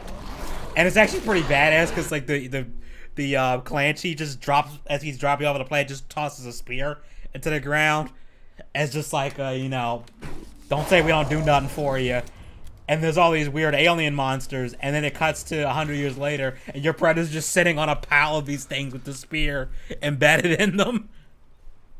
And then it's like they bring you back back to the clan because it turns out, oh, you left a lot of your tech back there, and the humans have reverse engineered it, and are now, and it's now like a future city thing. And the problem is when we send predators back now, they just kill them or capture them because they have weapons that are pretty much borderline on par with us now. So you got to go and clean up your mess, basically. And there's like cyborgs and shit, and people with basically borderline laser weapons or beam weapons and stuff. There's even like a voodoo cult thing that has the like stealth suits, like kind of like yours, but it's almost like a hoodie that you wear that they wear that turns them invisible or some shit. That actually does sound really cool. Like, the story was fine. The gameplay was kind of a mixed bag. Like, there were bits of it I liked, and there were parts of it where I was like, okay, this is kind of annoying. That kind of reminds me of, what was it?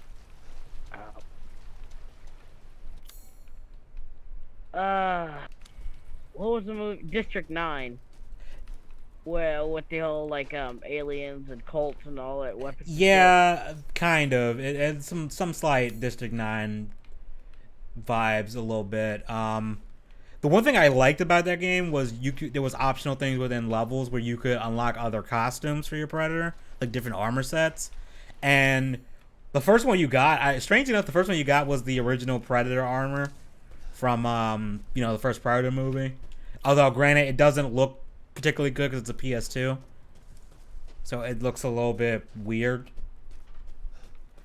But they have all these different Predator skins, and the cool thing is some of the Predator skins you get, they actually change how the visor looks and the sound effects and stuff. It's like you can get the Predator from one of the Predators from the Alien vs. Predator movie, the first one, and your thermal vision and the sound effects you use are from the Alien vs. Predator movie. I'll be right back. I gotta use the restroom real quick. Sure. Was there something I was supposed to get back here? I feel like it was. Guess not.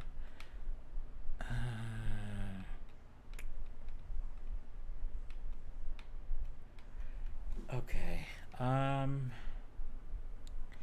I've never heard of anyone eating. Actually, no, that's a lie. I've heard someone eat snakehead before. I've never tried. Oh, I forgot to get the treasure for that. I gotta go back and do that. But I gotta get the key for this. Or do I already have it?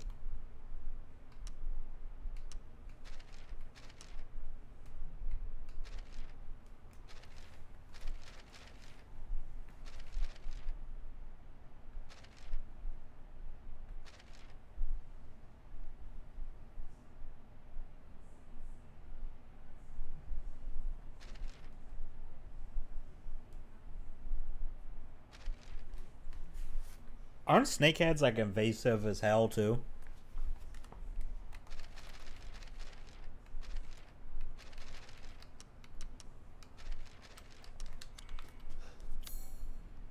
That's weird that they would cost more than salmon because I thought they were like super invasive, so.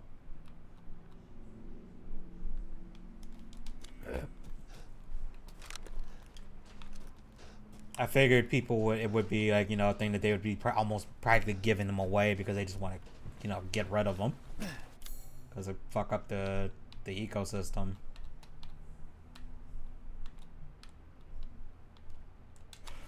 You go the other way. Can't they, like, breathe on land for, like, a certain amount of time?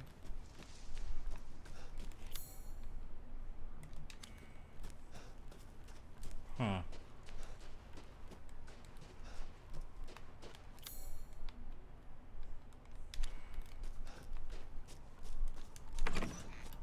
Why is my frame rate tanking this much?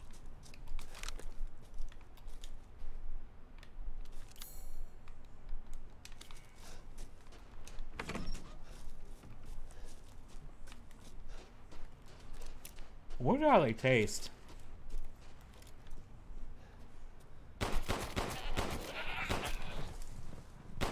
That's how they kill birds?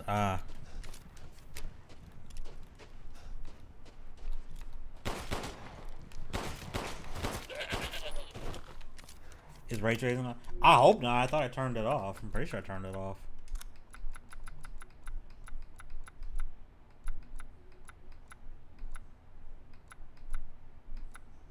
Yeah, it's off. I don't know what the hell is, I'll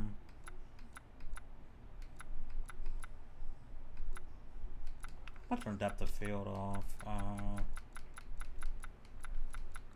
Yeah, ray tracing's off.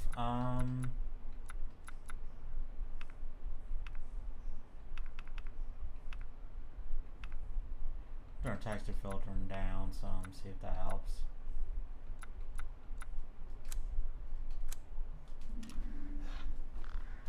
Alright, it's helping a bit. And this game is actually surprisingly taxing on my video card.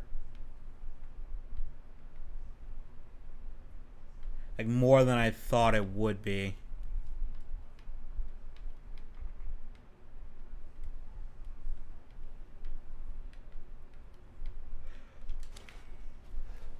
Yeah, he went to the bathroom. He'll be back in a minute. Okay, I want to go. Oh, I gotta go to cut over to church to do this.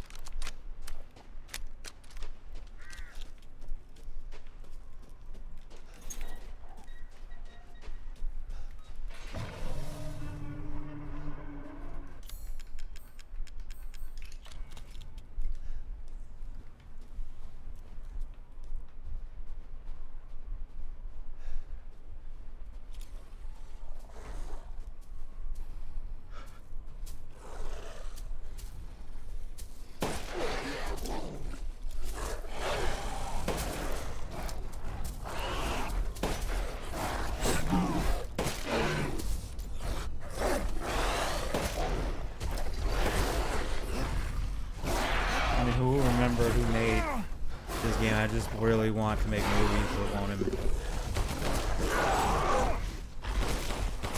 What, Capcom? Nah, Capcom doesn't do that. I think Alright, I'm back. Simply dealing with this optional boss that I actually missed.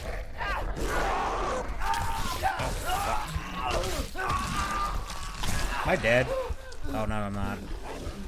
I like how he rips, like he's like act like he's ripping a chunk out of your chest, but then like there's no actual damage, like visually. Like, is Ethan's clothes mold too? That's a good question. That's a good question and kind of a creepy thought. Like, Did he just poop out a skeleton?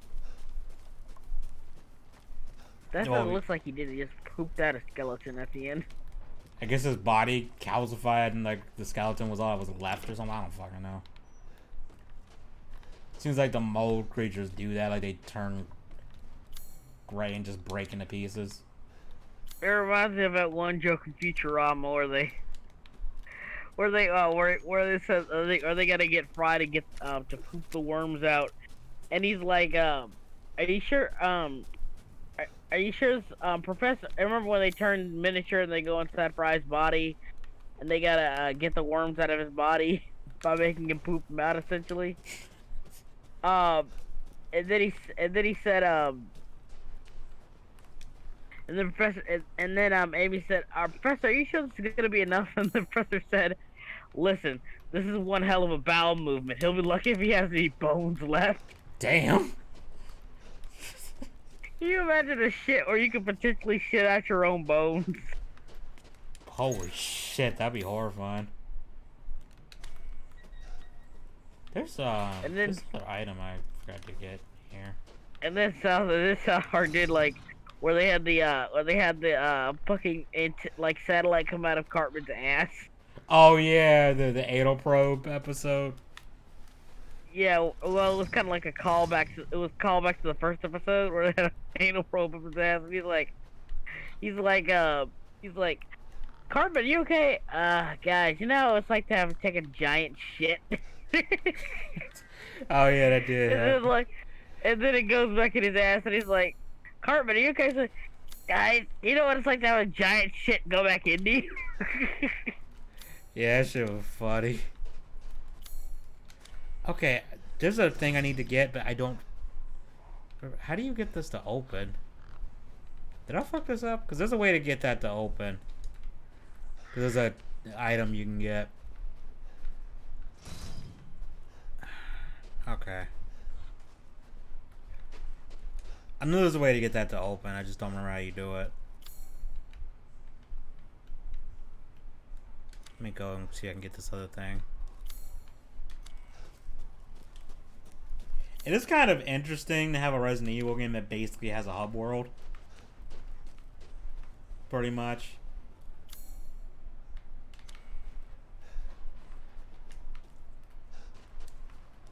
It only opens on a passive.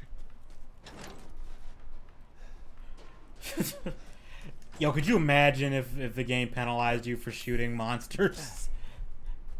Could you imagine that? That'd be the most bullshit thing ever.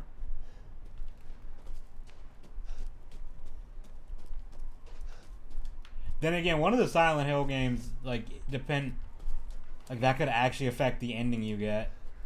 Like, how many monsters you killed. If you get, like, to get, like, the best ending, you had to keep your monster count to a minimum. But the game doesn't directly tell you this. Are you talking about Silent Hill? Yeah, I think it was the last one, Downpour, where they did that. Yeah, that was always the thing, like, that was the thing that Silent Hill always did. Like, they said, it's not like typical, like, choices. I mean, don't get me wrong, choices in the game still There were matter, choices, but the choices were dumb. Yeah, but overall,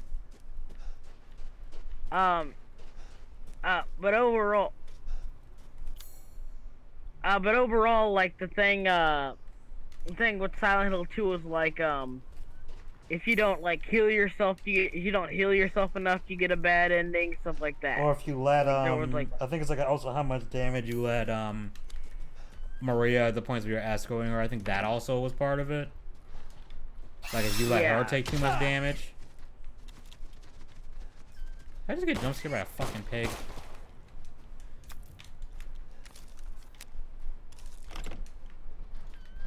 Hey, Meg, pigs are terrifying in Oh yeah, nature. especially if they go feral. Go full wild hog on you, yeah, that shit will fuck you up.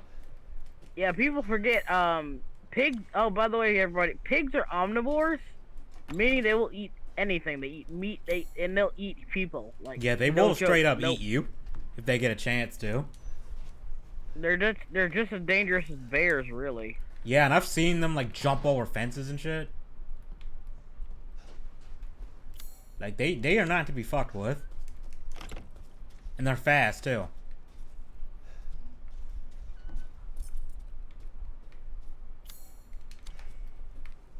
It says there's an item in here, but I don't know where it is.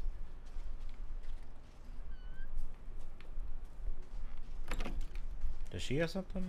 No, I guess not. Okay, I don't know what the item is missing.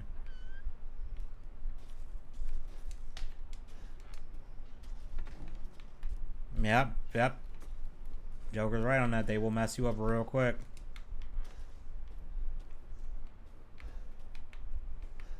Okay, it says there's something in here, but I don't see anything. Okay, whatever. I'm just gonna leave. I really came here for this.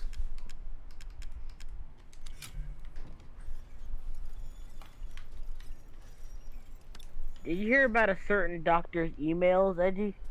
Oh, the Fauci emails. Yeah. Somebody pointed out.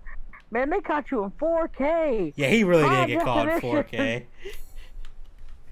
Did you see the memeology video where Rand Paul was like calling about and stuff?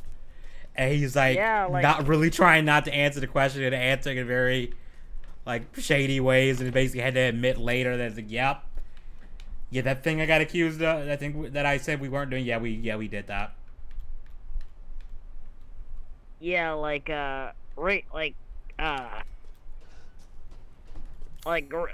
insert razor fist, fuck you, I was right, me. Yeah, basically, fuck you, I was right. I do think it's funny, like us, like, a lot of us have said this for like a year. he was always full of shit. Yeah, people were saying And- that for a long time, and I kind of, when I looked at it, I was like, yeah, he seems like a person who's kind of not telling the whole truth here, or doesn't know what he's actually talking about. Not even that. Like people like say, oh well, Fauci's like the top guy on this. I'm like, no, you shouldn't just keep it all in one. There are other credible scientists. Like Fauci is not like That's this freaking demigod. Like that's the thing I hate about when like, and I hate to get political. The thing I hate about with lefties and scientists, they always think that, oh, this one top guy says this, so therefore we'll just ignore any other scientist that says, hey, that might not be the case, and we just accept it as dogma. It's like that's not how science works. yeah, like science flat out does science not is work literally like that. it's literally about contradicting theories, ideas, and sometimes one's proven more than Okay, so I gotta go to the gardener's house to get the key for this. CNN's been on the email. See, I'm surprised CNN even acknowledged it. To be honest. Yeah, I think they kind of, I heard they like softballed the shit out of. I gotta go all the way back over there to get the key. Damn it. But here's the thing. You have so many people. You have so many people. So many mainstream people. So many celebrities. So YouTube had like pretty much entire sections of people talking to Fauci and shit. Yeah, they did, and they Over kept the past posting. They kept promoting that shit every time you go to the fucking homepage, and I was like, I don't care about this shit. I just want to watch Hololive. Even like Game Theory had a fucking. Yeah, what the fuck is Game Theory doing over there? Like, bruh. It reminded me of what Dave Chappelle said. What's Ja Rule's opinion on this? Yeah, I was like, what the fuck are you doing over here, man? Like you need to be making another Sans's Nest from Undertale videos, some shit. I remember even the creator of Undertale was like, dude, what the fuck is this? Maybe he kind of low-key dissed MatPat for that. And then he just I remember he said, forget everybody else. What's Ja Rule's take on this? I forgot Ja Everyone Rule wants to know was still a thing. To be honest with you. Dude, this is an old joke, like a really old Oh, I was about joke. to say. He was That like- last time I heard about him was that Fire Festival shit years ago when Internet Astoria covered that. You remember that? But yeah, I don't think I saw that. That one was hilarious because the guy who was organizing it, he was working with Ja Rule to do it at some point, some shit like that. Oh yeah, I remember that shit. It was like Yeah. it was like a big. I think it was like a kind of a YouTuber turned out to be a fraud. I don't know if he was a YouTuber, but he was definitely a fraud. Yeah, that shit was nuts. I was like, yeah, this is. Everyone went there. I'm like, y'all. So I hate to kind of victim blame here, but y'all some dumbasses. Like, I don't know why y'all thought this was legit. So he got both. Not only did he get both of his books scrubbed from the internet, but Yeah, the now pre-orders they're got trying- scrubbed. Yeah, now everyone's kind of trying to just. Now I'm like, nah, nigga, y'all can't distance yourself from this. Y'all put him front and center. Yeah, they gonna try to all memory over the hold that damn shit. place. Like, no, we never said. Nah, It's like, nah, we got you in 4K. nah, man, y'all. Here's the thing though. If you just took the L and kept it, everything will be okay. Just admit, yeah, we thought Fauci was this intricate being who was never wrong, and Orange Man was right the entire fucking time. It doesn't matter if you like Orange Man or not. What matters is one thing: was he right? You know, I kind of And wish you they'd know bring what? him back on Twitter so he could do a "fuck you, I was right" thing about the lab thing. Yeah, I mean, to be fair, anyone with half a brain knows that shit came from you can put that on the doll body, you know. Oh, I know.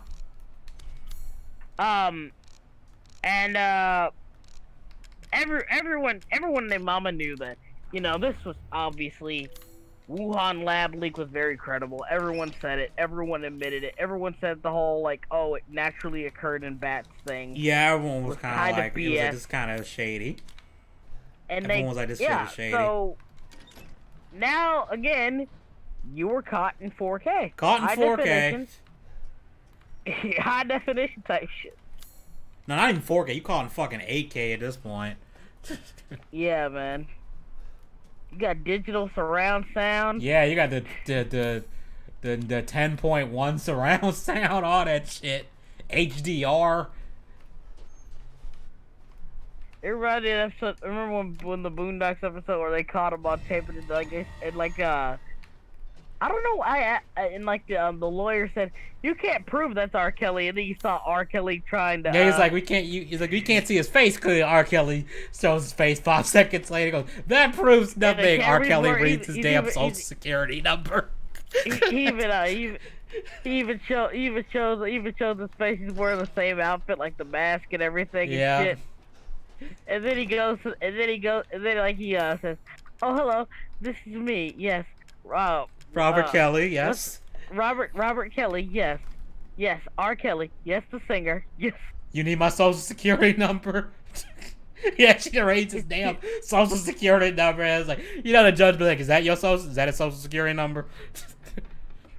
Like, that's a social security number, man's is done. God damn it, this is a hard one. I still don't understand why Adam West went uncredited in that episode. I don't know.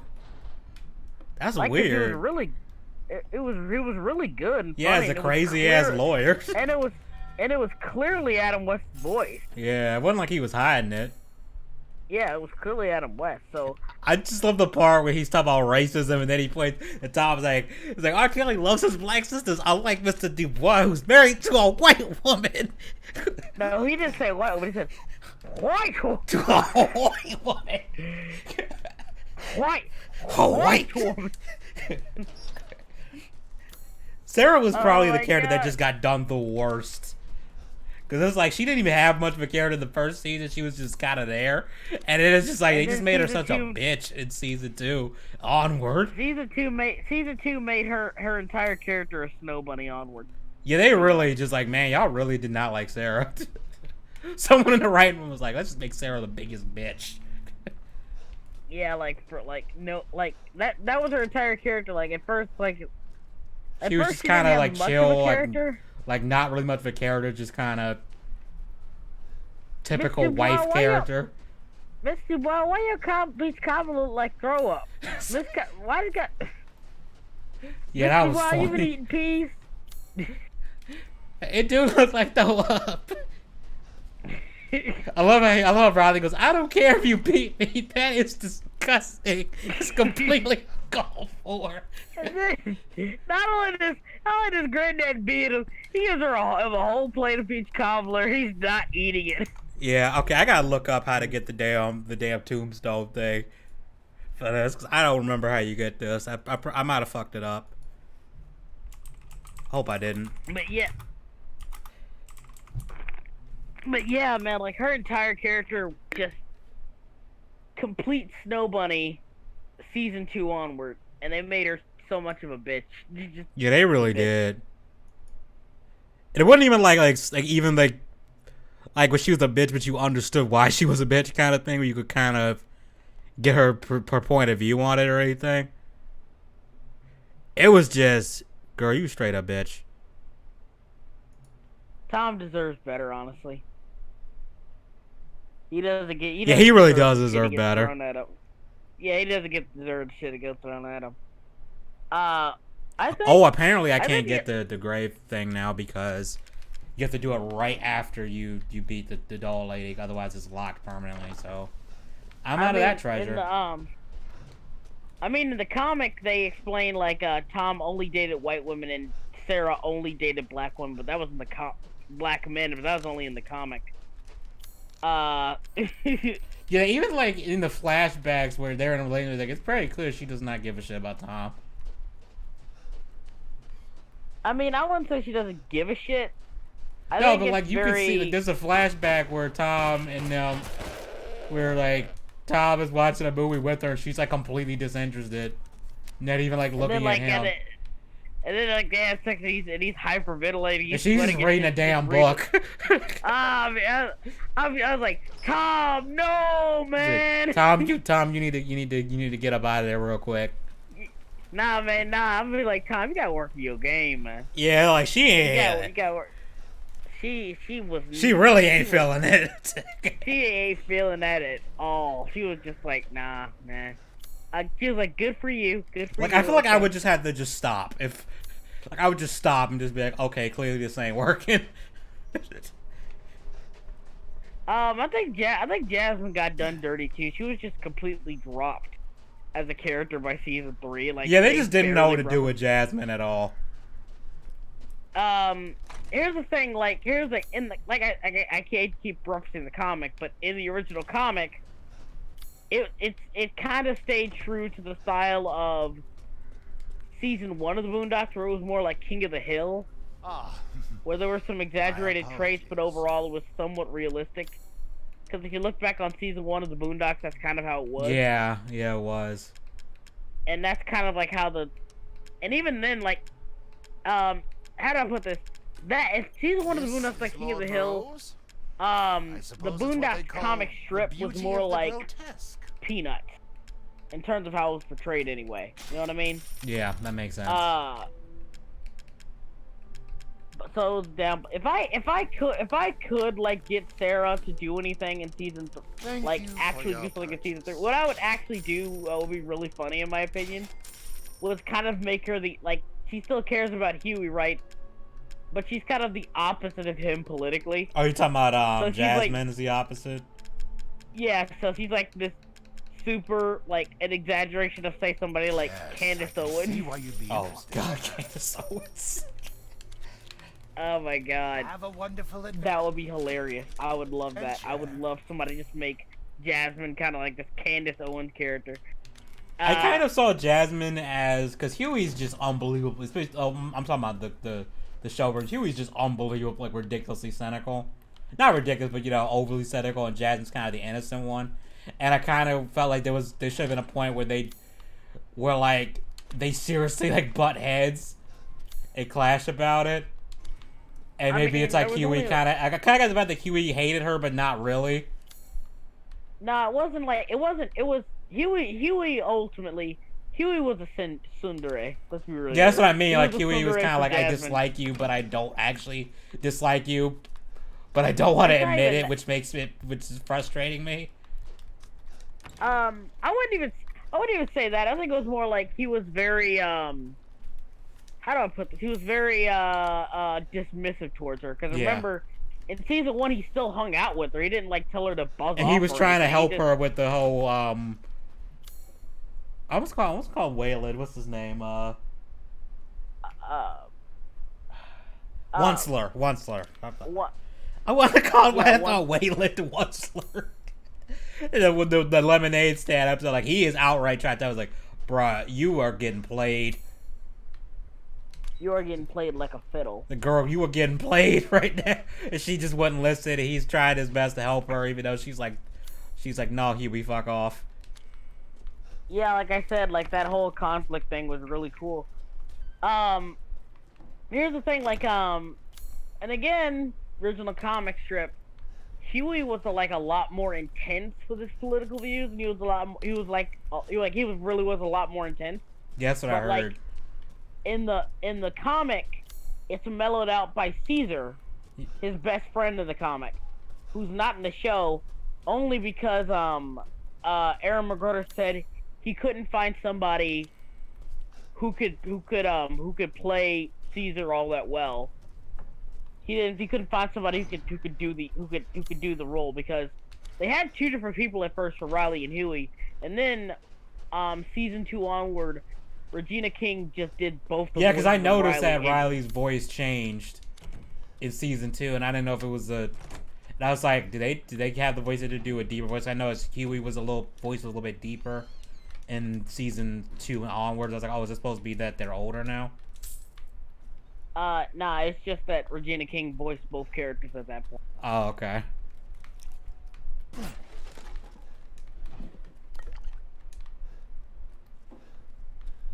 Because then they basically just, oh, fuck, I don't know what the code is for this. I'm just gonna look it up. Because then they basically, like, merge, Caesar and Huey together, kind of. Yeah, because Caesar was a lot more stoic and calm and reasonable.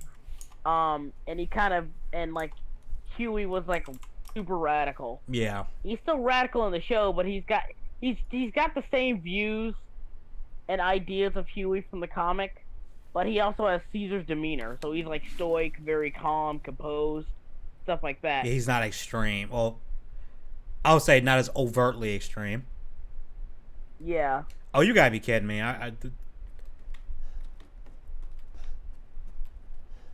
It's right there. The code is right there. Okay, that's actually kind of a clever way to put it.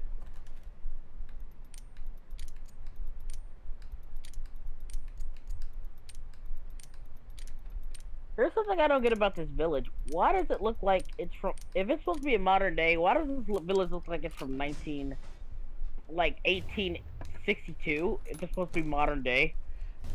To be fair, there are places in Europe that look kind of old like this.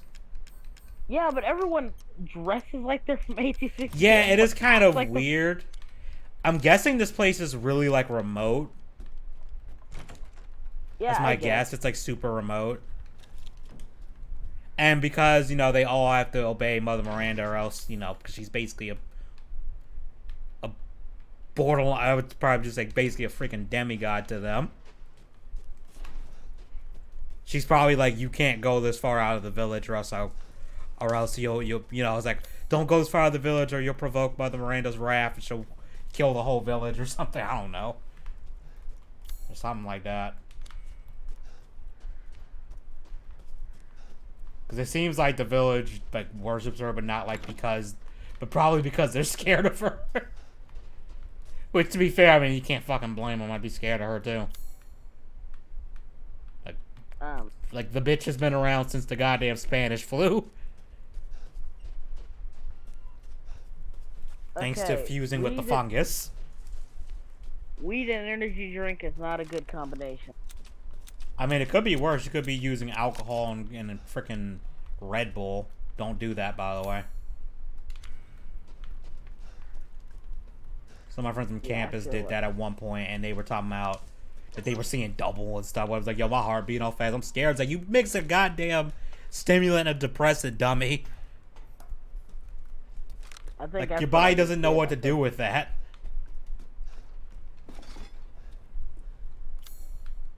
Smoke weed. Yeah, it was... Yeah, it's that with the energy drink. I shouldn't have done that.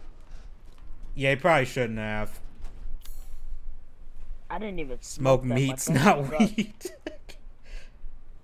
I mean, you could do both. I mean, that's not a harmful combination. Don't do it at the same time though, because you know. I think I just gotta wait for one of them to leave my system. Yeah, you probably do. Or both of them. Yeah, because I feel uneasy. I just feel like shit right now.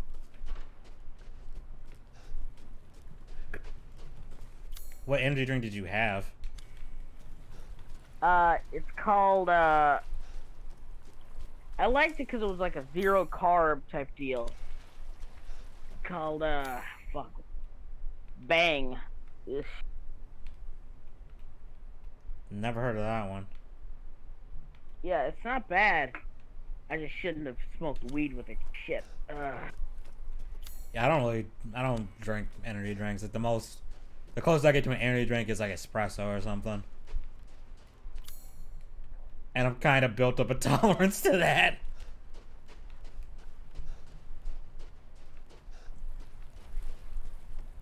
And caffeine for me is weird. Like, it'll keep me from falling asleep, but I won't feel any less tired. Yeah, that's usually how it goes. Like, it's like, okay, now I can't fall asleep, but I still feel like I want to go to sleep.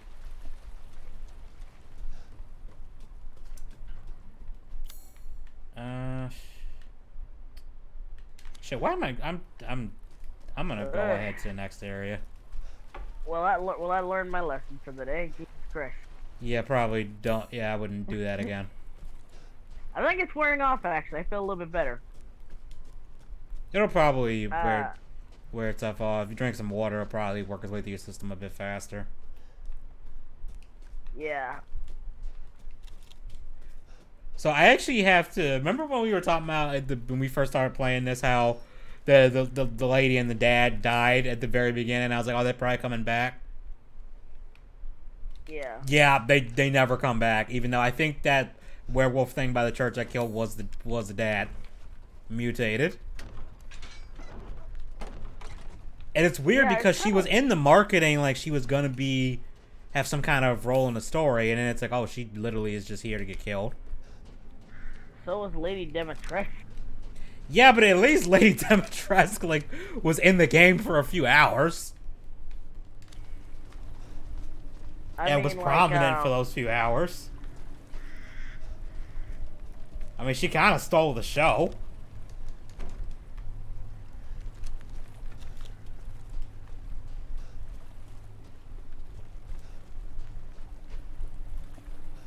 You cannot have drugs on property if you get an FFL. Oh, you talking about you talking about firearm stuff? I forget, what does FFL stand for again? I forget. In terms of firearm stuff.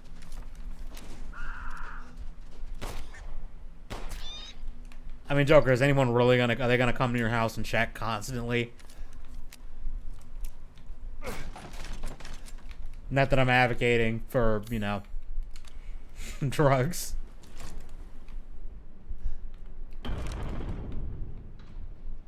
That was loud.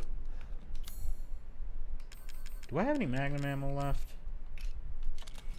I do not. I wish I did, because I'm going to need it. Yeah, everyone says that they use that sparingly. They waited for the final boss to use the Magnum. I mean, yeah, you barely get ammo for it, and I did use it on her.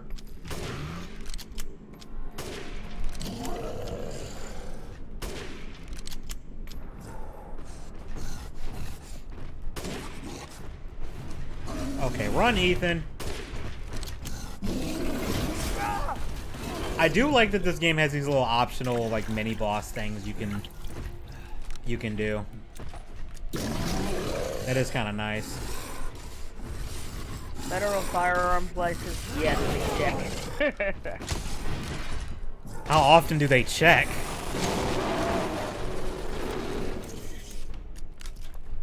What are they gonna do? Like every 3 months, show up at your house, back drug test, drug search. Oh, it's random.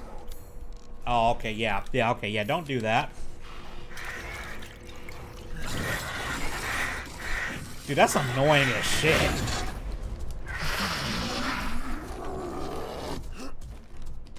Can he get up here? I don't think he can. I'll be right back. Sure.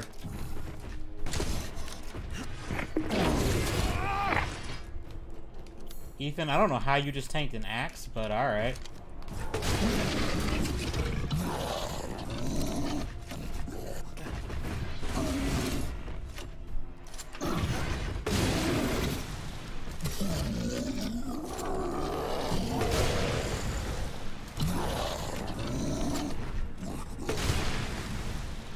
Dude, how many freaking grenades are you gonna eat?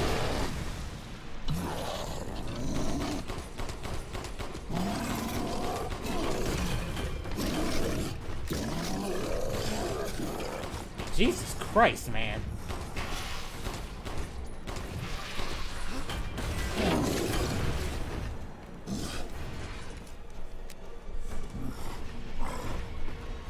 Imagine if you had the 40mm shot. I imagine this would be over with a lot quicker if I did. Oh, fuck. This dude ate like 5 grenades to the face. And is still alive.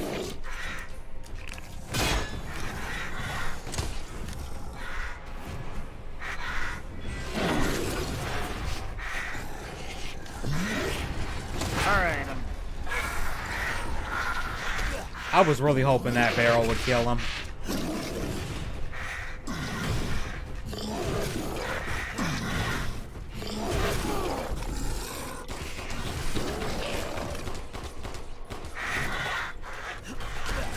Oh my god.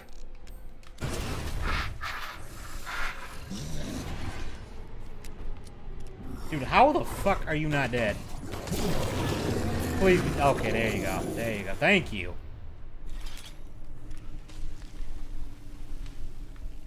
Good fucking lord, man.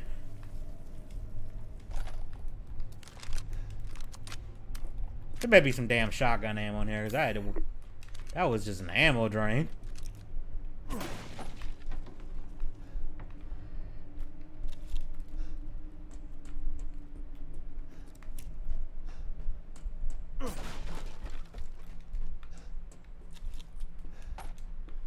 What were we talking about before you left, anyway?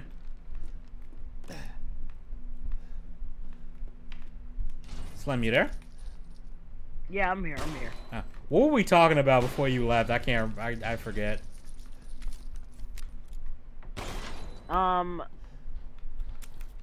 Drug checking. Yeah. Something about firearms. It's a random drug check. I'm like, okay. That sucks. See, that's too damn much. I'm sorry. Like That's too goddamn much.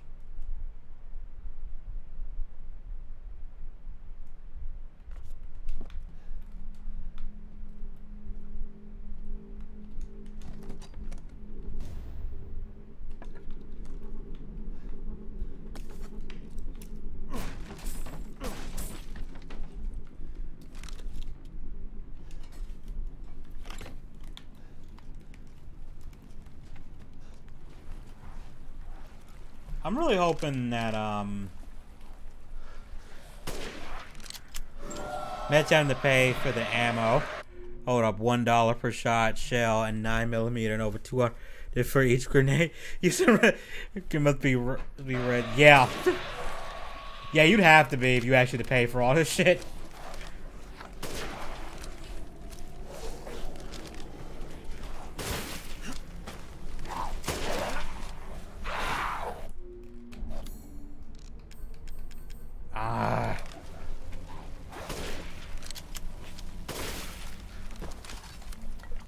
Can't make shotgun ammo, that's what I want right now.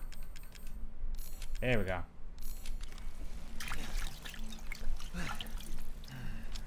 Yeah, you'd have to be rich to afford all that. You think $200 for each grenade? Oh, hell no. Bruh. You'd really not want to use that if that was the case. Yo, why does everything look blurry as shit? Do I have a setting turned on? Let me see something. Why is it doing that?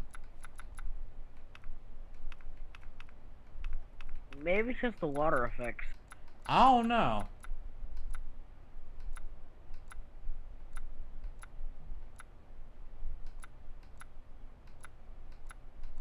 Because I turned depth of field off.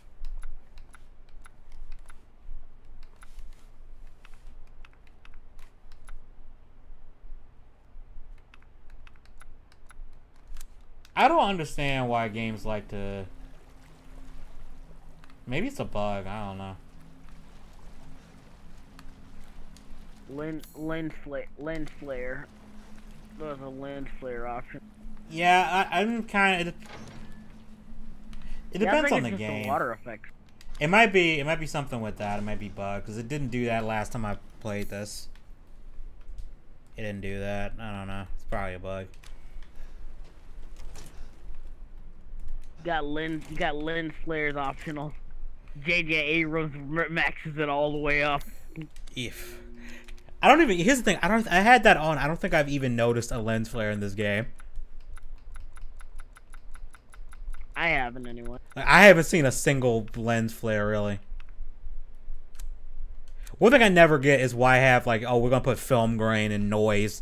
The image is like my eyes don't work like this. Like he just really, I really just want to be like, you know, eyes don't work like that, like at all. Yeah, I get it. You want to make a movie.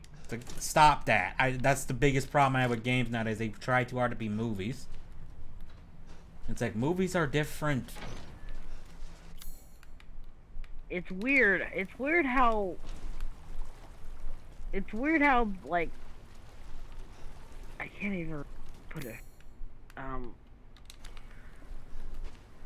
Oh man, garbage. Yeah, it's like games are at least AAA indie devs seem to get it. Some games are just obsessed with that.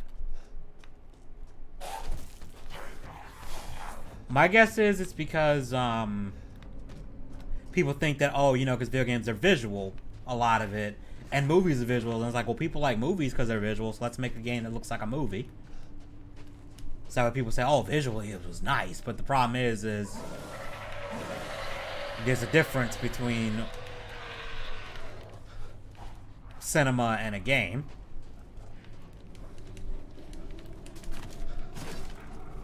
Yeah, games. I think that's the problem with a lot of people, is that they don't realize that. I'm not saying that.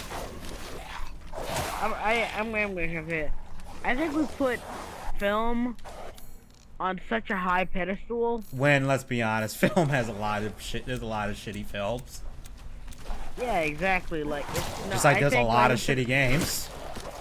Yeah, like I think like film shouldn't be put on that high of a pedestal. Yeah, I don't get why As if people it's want games to be like movies. It's like, stop. They're not. Like, you can make a Like, story-driven game, don't get me wrong, but just have some goddamn gameplay with it. Or some kind of interactivity with it. Like, you know the best example of this? The reason, you know why the reason we have best animated feature at the Oscars now? Because they didn't want to give best feature film to an animated movie. Exactly. Like, because Beauty and the Beast actually got nominated for best picture. But they're like, oh, we can't have that because it's animated. Yeah, exactly. So even though they forget that animated It's film just a technique. It's a medium, not yeah, an that's a better actual word, genre. It's like when people say anime is a genre. It's like it's actually not. Like, not of itself, it's not.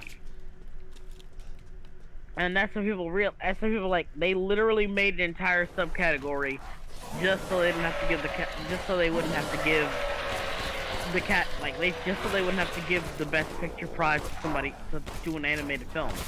Yeah.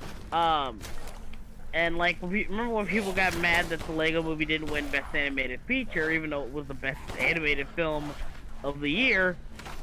They didn't want, and here's the thing, only like 2 people actually watched the movie to get, like the Academy, the people who like grant. Yeah, I don't even get why people get invested in that shit, because it's like half the movies they nominate, like, did anyone see this movie? Yeah, only 2 or 3 of the people who were supposed to like nominate best picture and film and stuff like that, only like 2 or 3 of them actually saw the Lego Movie. Wow. Yeah. So that's why like so many people were upset with it. Like, this was the best animated film that came out this year, and it didn't win. So it just proves that yeah, they don't take animated stuff seriously. They don't take comics seriously. Well, they don't take video games seriously.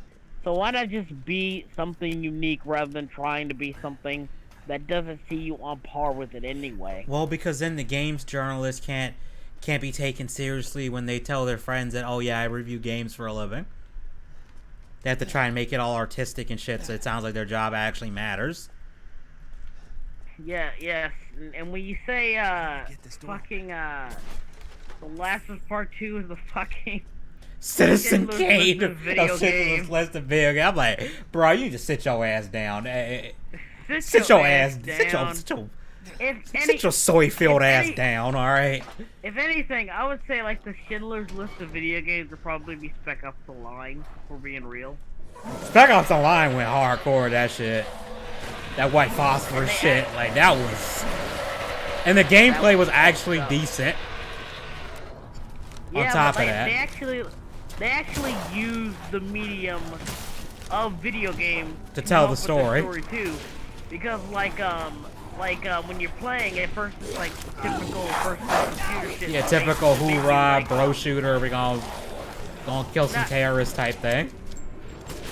not even that. Like if you look at the look at the screens, right? It says use this to like sway your position when you shoot and stuff like that. It gives you like little tips and But then shit. it starts kind of saying something like, "If you feel like a hero" and stuff like that. You're like, do you feel like a hero yet? Why are you even here? Is it worth it and all that? Yeah, it kind of breaks the fourth wall with you. Yeah, like, I wouldn't even say. Not even really breaks the fourth wall, but it kind of is like. More like it went from typical. It went from typical shooter to actually making you think about the actions of the character. Yeah. Yeah, and then like you get involved and you get invested in like the character and then like the choices you make. And even like the characters around you, you're like, oh, your two best friends who come with you and shit like that. And they're like, watch your six or tango, another bogey. And then like as the game goes on, they act a lot different. They're like, holy shit, kill him. And they act more irrational and shit like, holy shit.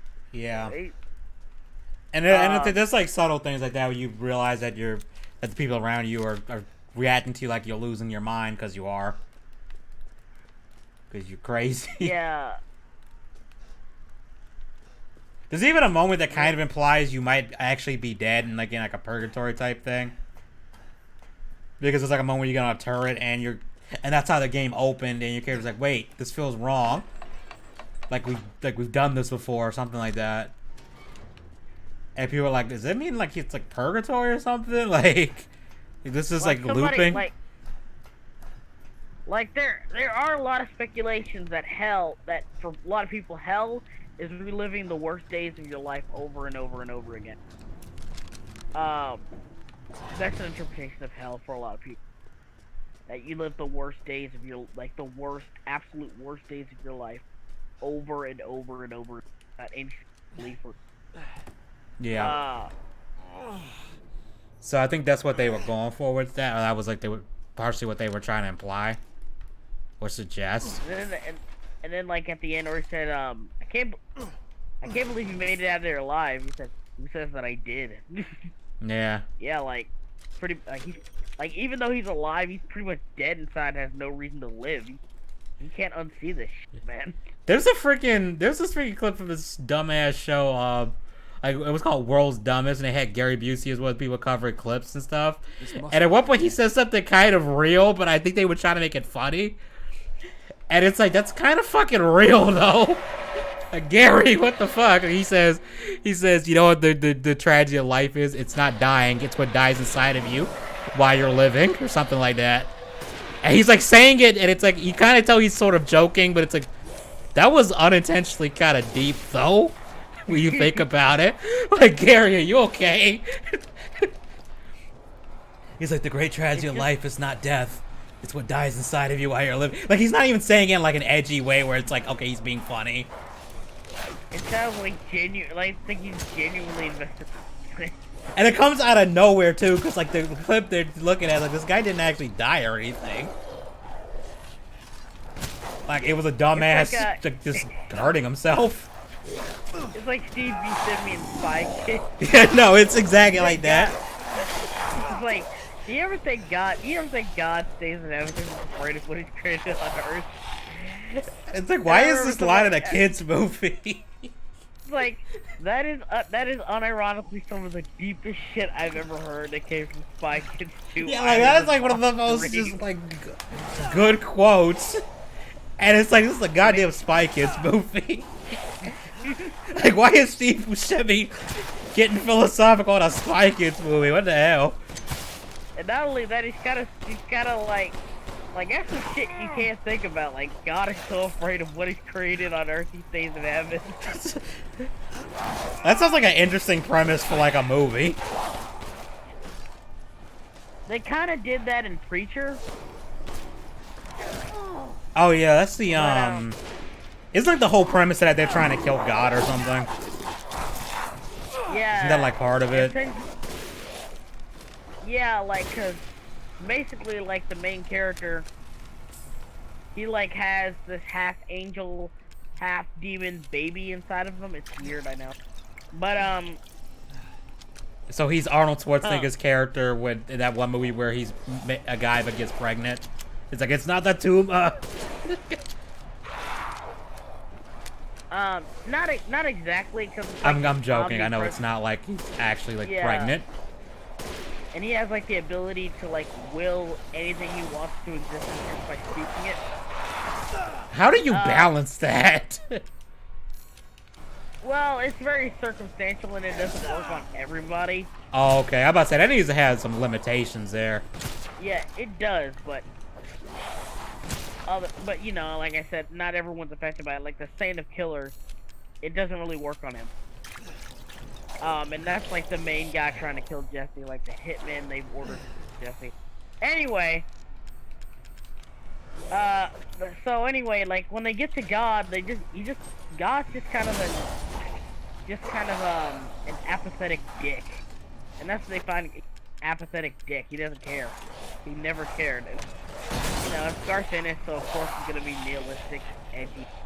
I mean, I don't mind if you're gonna do that, because I mean, when you think about it, probably would be at some point. It's like, yeah, I'm just kind of tired of this shit. I just don't care anymore.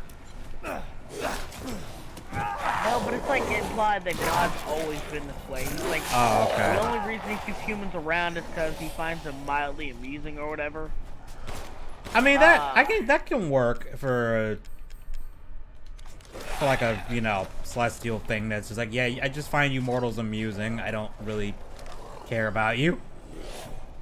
Or I just made you out of because I was curious to see what would happen, kind of thing. That actually was a line in Prometheus where the the android asked one of the guys, like, why did you people make me? And he just goes, because we could.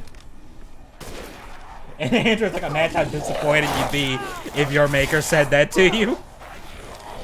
And the guy responded, he was kind of a dick. He's like, it's a good thing you can't feel disappointment then. As that's kind of a dick move. I mean, how do you know if he can't feel? Yeah, and it's like, David's pretty human acting. To the point where he has obsessions and stuff.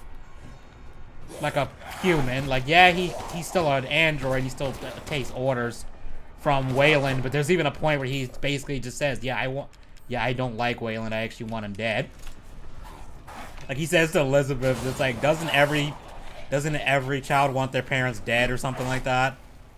And she's like, I didn't. He kind of laughs at her like, I don't believe you, even though that never goes anywhere. But it's like, yeah, he's like kind of not... It's implied that he has some emotion. You can argue, oh, it's just simulated and not genuine, but it's like, it's... It reminds me of that scene from Metalocalypse where they talk about how they all hate their fathers. It's like, I hated my dad. I hate this my dad too. He wasn't a good person. And then like the main guy, I forgot his name, and he's like, "What are you guys talking about? I love my dad." Yeah, my dad's cool. Awesome. There's like a montage of him just having a great time with his dad. It's hilarious. It's hilarious because it's so fucking wholesome. Just the most wholesome shit. They're swinging on swings and doing shit together. He's a grown-ass man with his dad in the park. That's funny, but yeah, it's pretty fucking wholesome.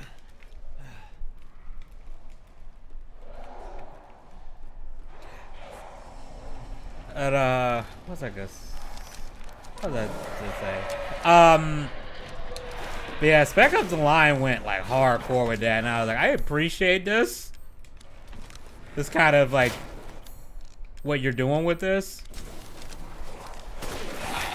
Especially that whole phosphorus scene was like, yeah, we're committing war crimes now, and we're actually gonna acknowledge that.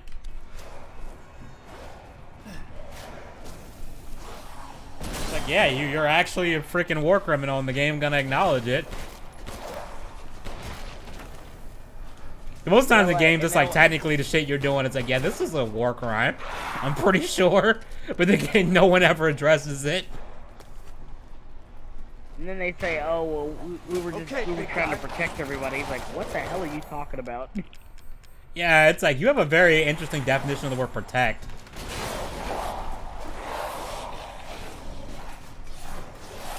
you couldn't, like, you literally couldn't have just explained this to us instead of us coming and shooting you guys. Yeah. Though the one thing I hate that games do when they try to be deep or stuff is when they make you do something and then they like insult you for doing it even though you don't have a choice. The thing is like, oh, you're a horrible person, but it's like you literally didn't give me a choice in doing this. Like it's not even like where the game does something where it's like, okay, it sets you up thinking you're doing the right thing the whole time, and then it's revealed later that it's like, actually you kind of weren't. Like Shadow of the Colossus does that really well. It's like, oh, you think you're on this noble quest to save this girl. It's like, you are, but the monsters you're killing, they're not really monsters per se. And you're basically being used. I've never gotten into Shadow of Colossus. It's a really good game. If you got a PlayStation 4, play the PlayStation 4 remake. Like, can you like it look like, I don't mean to be that guy, but it looks really fucking boring. It's one of those. It's kind of like a, I want to say minimalist kind of, where it's a game where. Okay, so it's basically a boss rush game, except you have to actually go from point A to point B and find the bosses. And the game is very quiet up until you get to one of them. Like, there's no music, it's just like ambient sound. And you on the horse trying to figure out where these things are. And it works because there's like this huge contrast to when you get into a fight and there's this, you know, the music, you've got the monsters making noises, and it's just visually very, very impressive. Because most games, when they have a giant enemy, you're usually on top of a building fighting it. So you're not really seeing like the whole thing from like the ground. And in Shadow of the Colossus, it's like, no, you do, and each one is a puzzle. Yeah, I get that, and that's kind of interesting. it just seems like it's a lot of doing nothing. Kind of. It's because they said like, they keep saying, oh well, there's collectibles and stuff, but good. there are, like, you can find oh, this fucking thing. You can find these like fruits and stuff and lizard tails that boost your stats and stuff, and but there's not really a whole lot to that. It's mostly exploring the place and finding out where the next Colossus is. And yeah, that part of the game, I can see someone arguing that's kind of boring. But it's kind of immersive too. And there's things to, you know, see, like, just even though there's not really anything to do with them.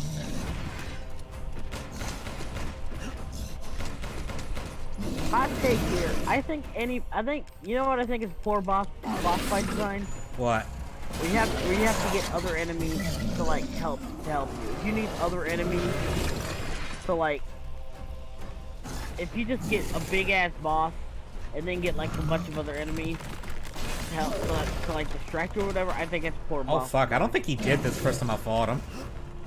I don't think he threw a column like that. I can see that. I can see why they do it in some games, especially games where you have like resources, because what you can do is have the enemies basically be glorified ammo pickups. Like, you got to kill them or get the boss to hit them, and then like that's fine because it's still like an extra threat. But there are bosses where it's like, I'm spending more time. The enemies are more dangerous than the actual boss. Yeah, like when they just crowd you, and when they basically just like crowd you to distract you. Yeah, that and I don't then, like. The boss just comes in. Yeah, that's just bullshit. Like Destiny 1 had that problem where bosses just keep spawning the regular enemies, and it's like, y'all are more deadly than the boss. Like, what the hell?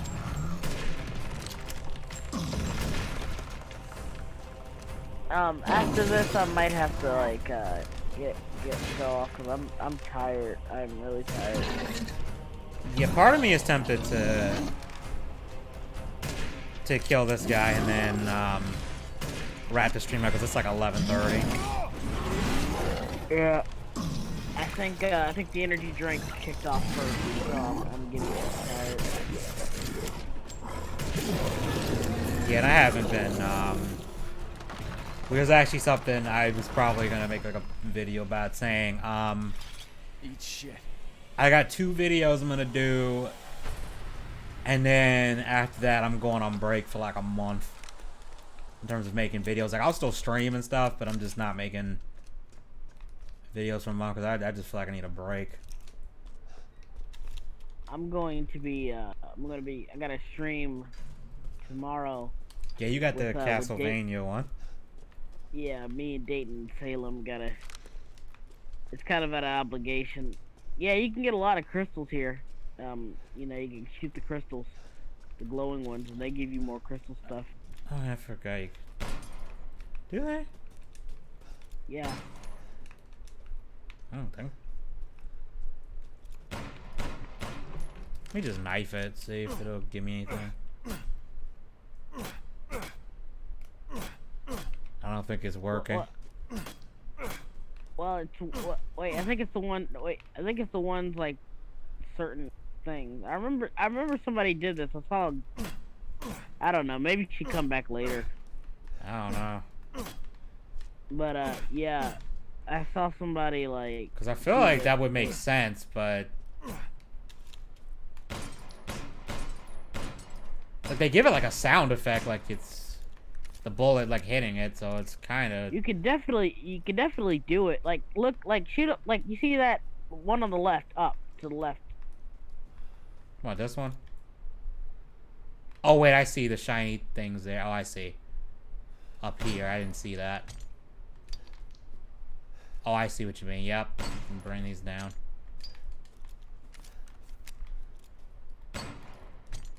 I thought you could shoot the big ones and take those off. That would make sense, though. That's what I would try to do.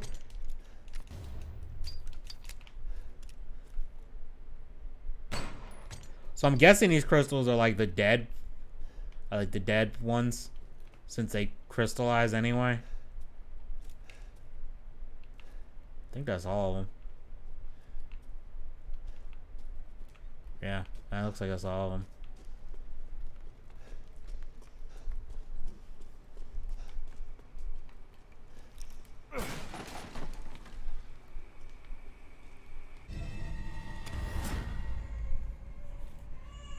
I'm wondering if they ran out of time for. They had to cut some stuff for this game because it seems like a lot of the other areas outside the vampire lady feel like way too short. Well done. Quit hiding, asshole. I'm not letting you get out of this. Yeah, like Cool that's the your criticism jets. I keep hearing. Like Just a little bit more, and you're they all try wrapped up. like I'll people. lend It you a has hand. a bunch of stuff from So Resident in Evil exchange. 4 and exchange Resident Evil what? 7. Even though First people of like all, those come games to for me. two different Put reasons. all the flasks in the altar. I mean, I like that and they I'm tried sure you'll to figure the rest out. bring in 4 most because 4's my See you, favorite, but Ethan. I don't even know if God it's. damn it. It just seems like you had the vampire stuff that was cool, and I get that they couldn't just do that the entire game. But the problem is like the doll stuff was cool, but again that was pretty short, especially once you know what you're doing. And the fish guy kind of felt like, even though it was a cool boss fight, it's like, yeah, there was barely any build up to this. Like I was kind of expecting him to like chase you around before that or something. You know, like you couldn't kill him yet.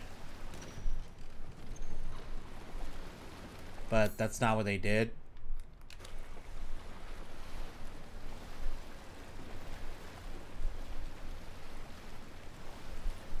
I mean, at least Heisenberg, they give him like an entire level with, you know, that's kind of themed around him with enemies and stuff that you don't see anywhere else. Yeah, it feels like Dimitrescu and Heisenberg are two different levels that Yeah. feel fleshed out. The other two just feel like, oh, they're just kind of there. Yeah, it feels like they probably had bigger plans for them and then they just ran out of time. Or they just couldn't do it. Because the dollhouse felt more like Silent Hill. Yeah, I mean, I liked the dollhouse, don't get me wrong. It was short, and it was the only part of the game that I would say is legit scary.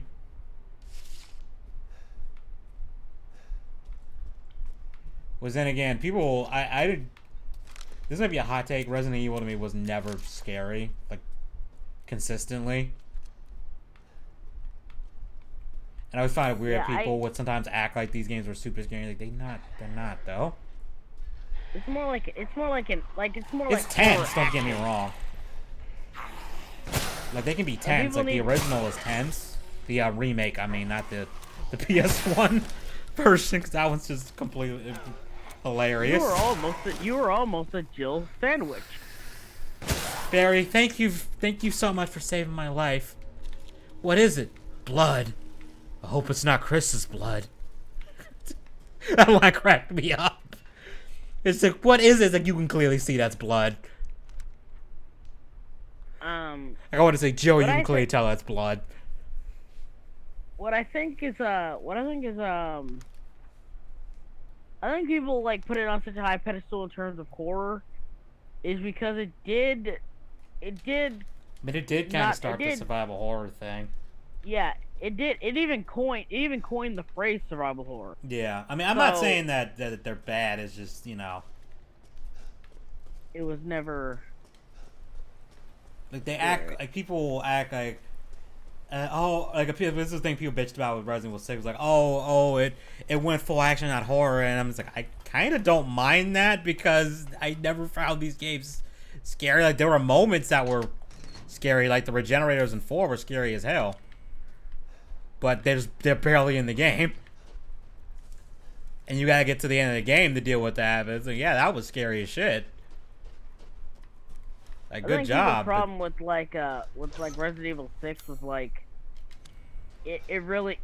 when you have, I think when the focus is more on action, it's less about, you know, like I said, it's less about it's not really survival horror. Yeah, it wasn't. I'm not even gonna pretend that 6 was survival horror. It wasn't. There was no like conserving ammo or anything. You just it just felt like a straight up shooter. It was. The most I can describe it, Resident Evil, the first one and like the first 3 games, even 4 too, it felt like schlocky B horror movies. 6 was like schlocky B action movie.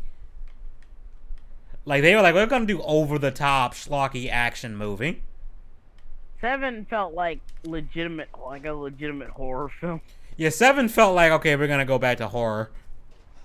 Or try to, even though I did not, even though 7 to me was not scary. Didn't they have a separate writing team for 7? I don't know if they did, because originally they were gonna make 7 an action game, but because they got so much bad feedback about Resident Evil 6, they decided, they were like, okay, we're gonna completely overhaul this. We can't do this again. So they went, forgot where I'm supposed to go. So they decided, okay, we're gonna go back to basics and make a horror game. And they mostly succeeded. I still was like, 7 wasn't particularly scary, but it definitely felt like you were trying to make like the old Resident Evil games, but up to today's standards, I guess, or with today's like technology. And I enjoy 7. Like, don't get me wrong, I enjoyed 7, though. Kind of like this game, it feels like they ran out of time because the second half of 7 feels really rushed and feels like there's missing stuff. It felt like a completely different game, man. What, the second half of 7? Yeah. Yeah, they kind of did. They kind of go back into the act a little bit, slightly more action oriented. But the problem with 7 was when you got to the halfway point, you kind of saw everything in terms of enemy types and stuff. I mean, one of the enemy types is literally like, oh, it's just a standard enemy, but it has extra claws, but you kill it the exact same way. It just takes longer.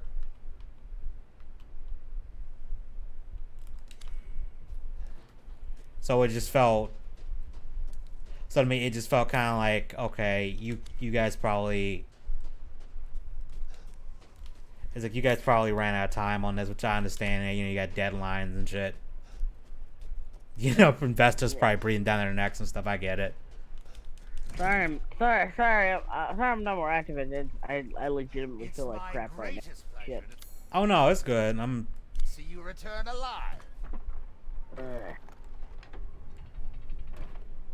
I'm just gonna set this up and then...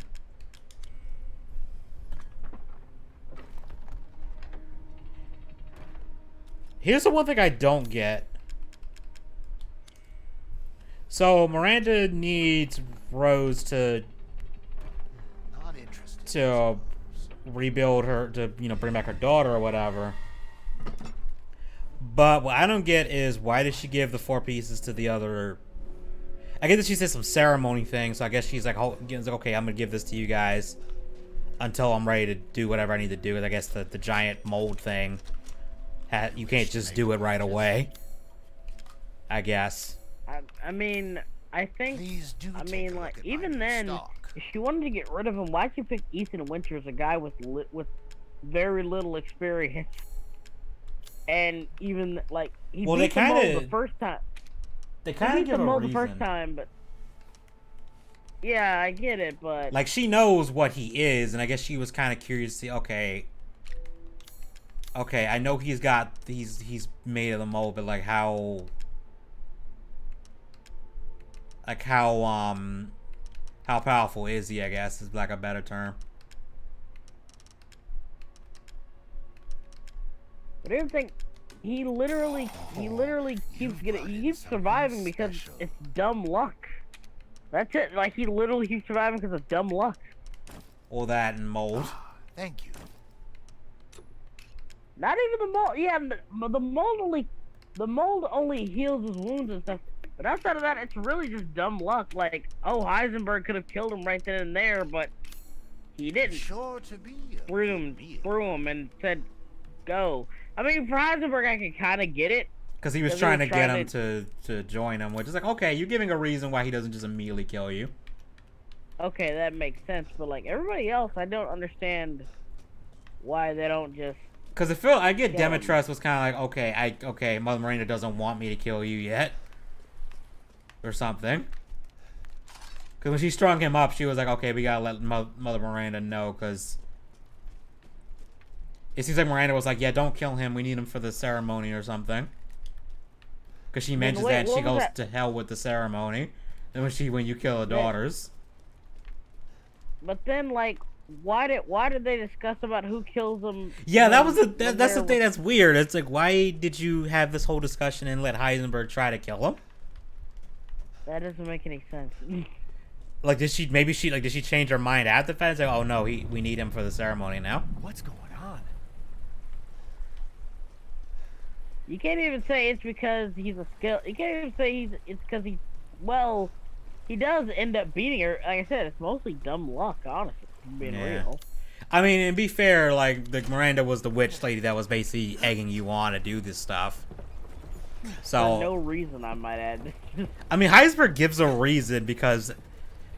No, I mean Miranda. She has no reason to be the old crone and like doing all this. Like. Yeah, I mean, she could have just. Be a dick. She could have literally just been anybody. But the reason why I think she does it is because she's testing Ethan, because I think she wants Ethan to join her or something. Or is considering it. Because remember, she is experimenting on people, so I guess she's like, oh, he'll be an interesting test subject. Let's see how he does against the other rejects, because that's how she views them. Because the folder, like, she's got like a little like fantasy smile. Okay, this one's a failure. But she's like, Moreau is like absolute failure. Yeah, Demetrus was close. Yeah, but because of her blood illness thing that causes her to have to constantly eat people, or else horrific mutations, he's like, nah. Sorry, Demetrescu, you didn't make the cut. But you were close though. I'm gonna pop off Edgy. Thanks for having me on. Yeah, it was fun. I'm gonna pop off in a minute too, because I'm just hop out in a minute too. I'm just doing this. I don't think I did this last time to get back here. All right, I'll talk to you later, dude. Yeah, I'll talk to you later.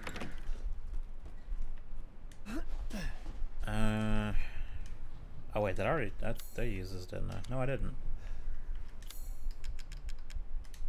All right. You know, I kind of thought I was gonna. Oh, okay. I kind of thought I was gonna get through the Heisenberg section, but yeah, I don't think it doesn't look like it. Besides, I'm kind of nodding off too. Let me just go down here. I don't think I did this far when I first played this. Yeah, I definitely didn't do this. Okay. Because there was one treasure I didn't grab, and I couldn't figure out how you're supposed to get to it. Am I supposed to chuck this? No? Okay.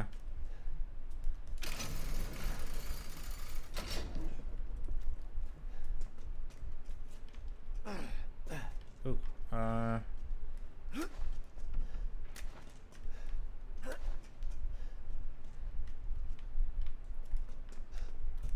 okay, this is a puzzle.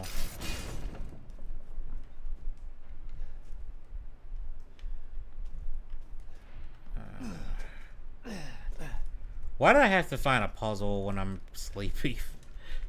God damn it. Huh.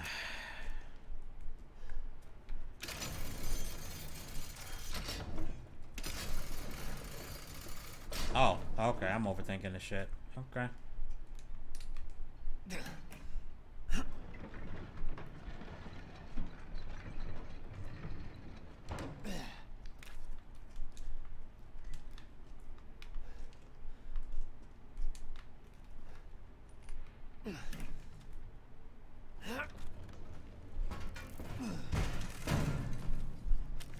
Oh, that was way less complicated than I thought it was gonna be.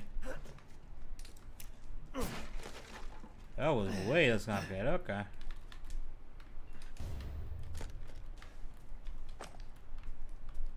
Okay. Guess that's it.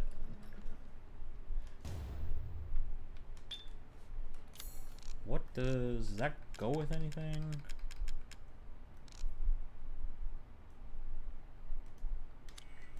Don't tell me that goes to a necklace I sold like an idiot. Don't tell me that goes in there.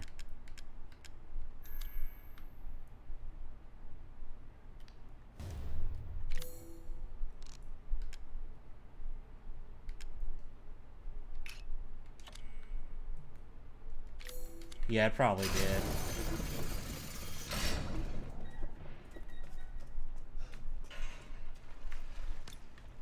Well, I'm dumb. Oh well. I have to remember that for New Game Plus to do that. Okay.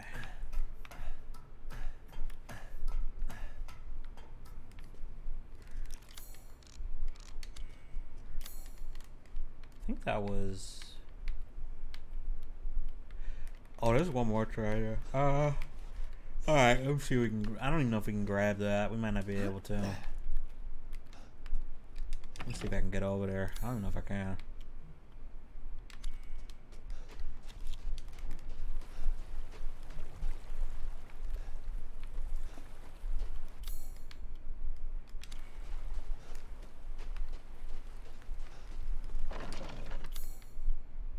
Oh, maybe I can.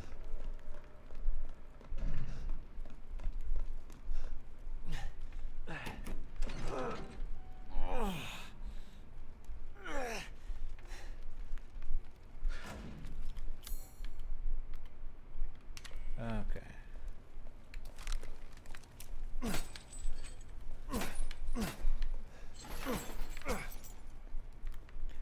None of these damn puzzles.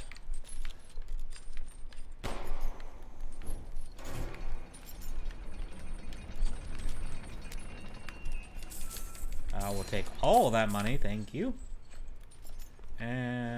What's behind door number 2?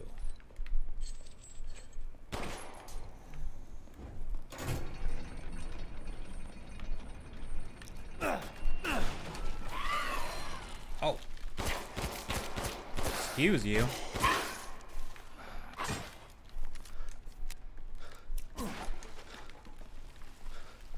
Can I? Oh, I guess I can't go in there.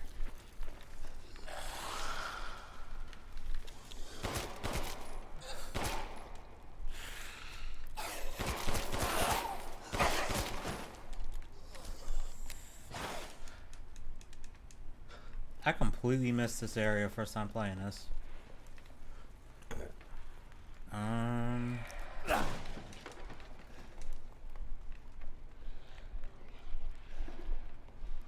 Now how do I light this on?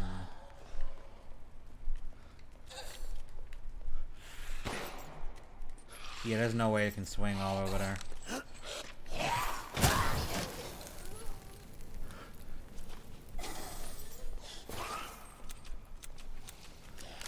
Oh, I get it.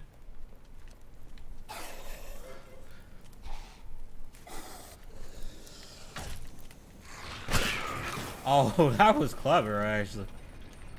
Okay.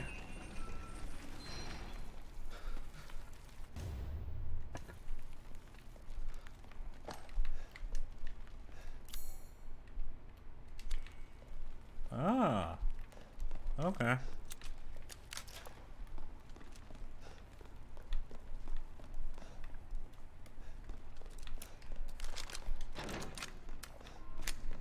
Alright, I'm gonna get back to the save point, then I'm gonna wrap up the stream. I'm just gonna reload everything like a weirdo. Well, anything I can reload at this point.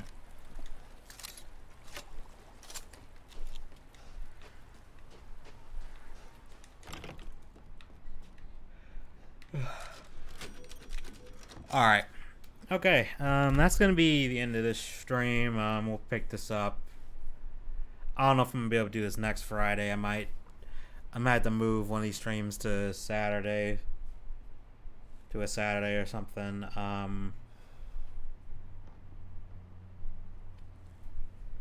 Yeah, that's gonna be it for this stream. Like I said, I got 2 videos I'm gonna do. One of them on the main channel. One of them's probably gonna end up being on both, and then the other one's for the second channel that I haven't uploaded to in like months. Sorry about that. And then I'm gonna go on break till like July. I don't know when in July. Probably be like a week or 2 in. Then I'll come back, and yeah. But in between, like I said, I'll probably still be streaming and stuff at points. I'm just fucking need a break from video stuff. I mean, streams are easier to do. They require less setup and everything. Thank everyone who came out, anyone who commented, chat, even people who didn't but are just watching. And yeah, I'll see you in another stream, I guess. Sorry, I'm kind of tired now. Don't tab.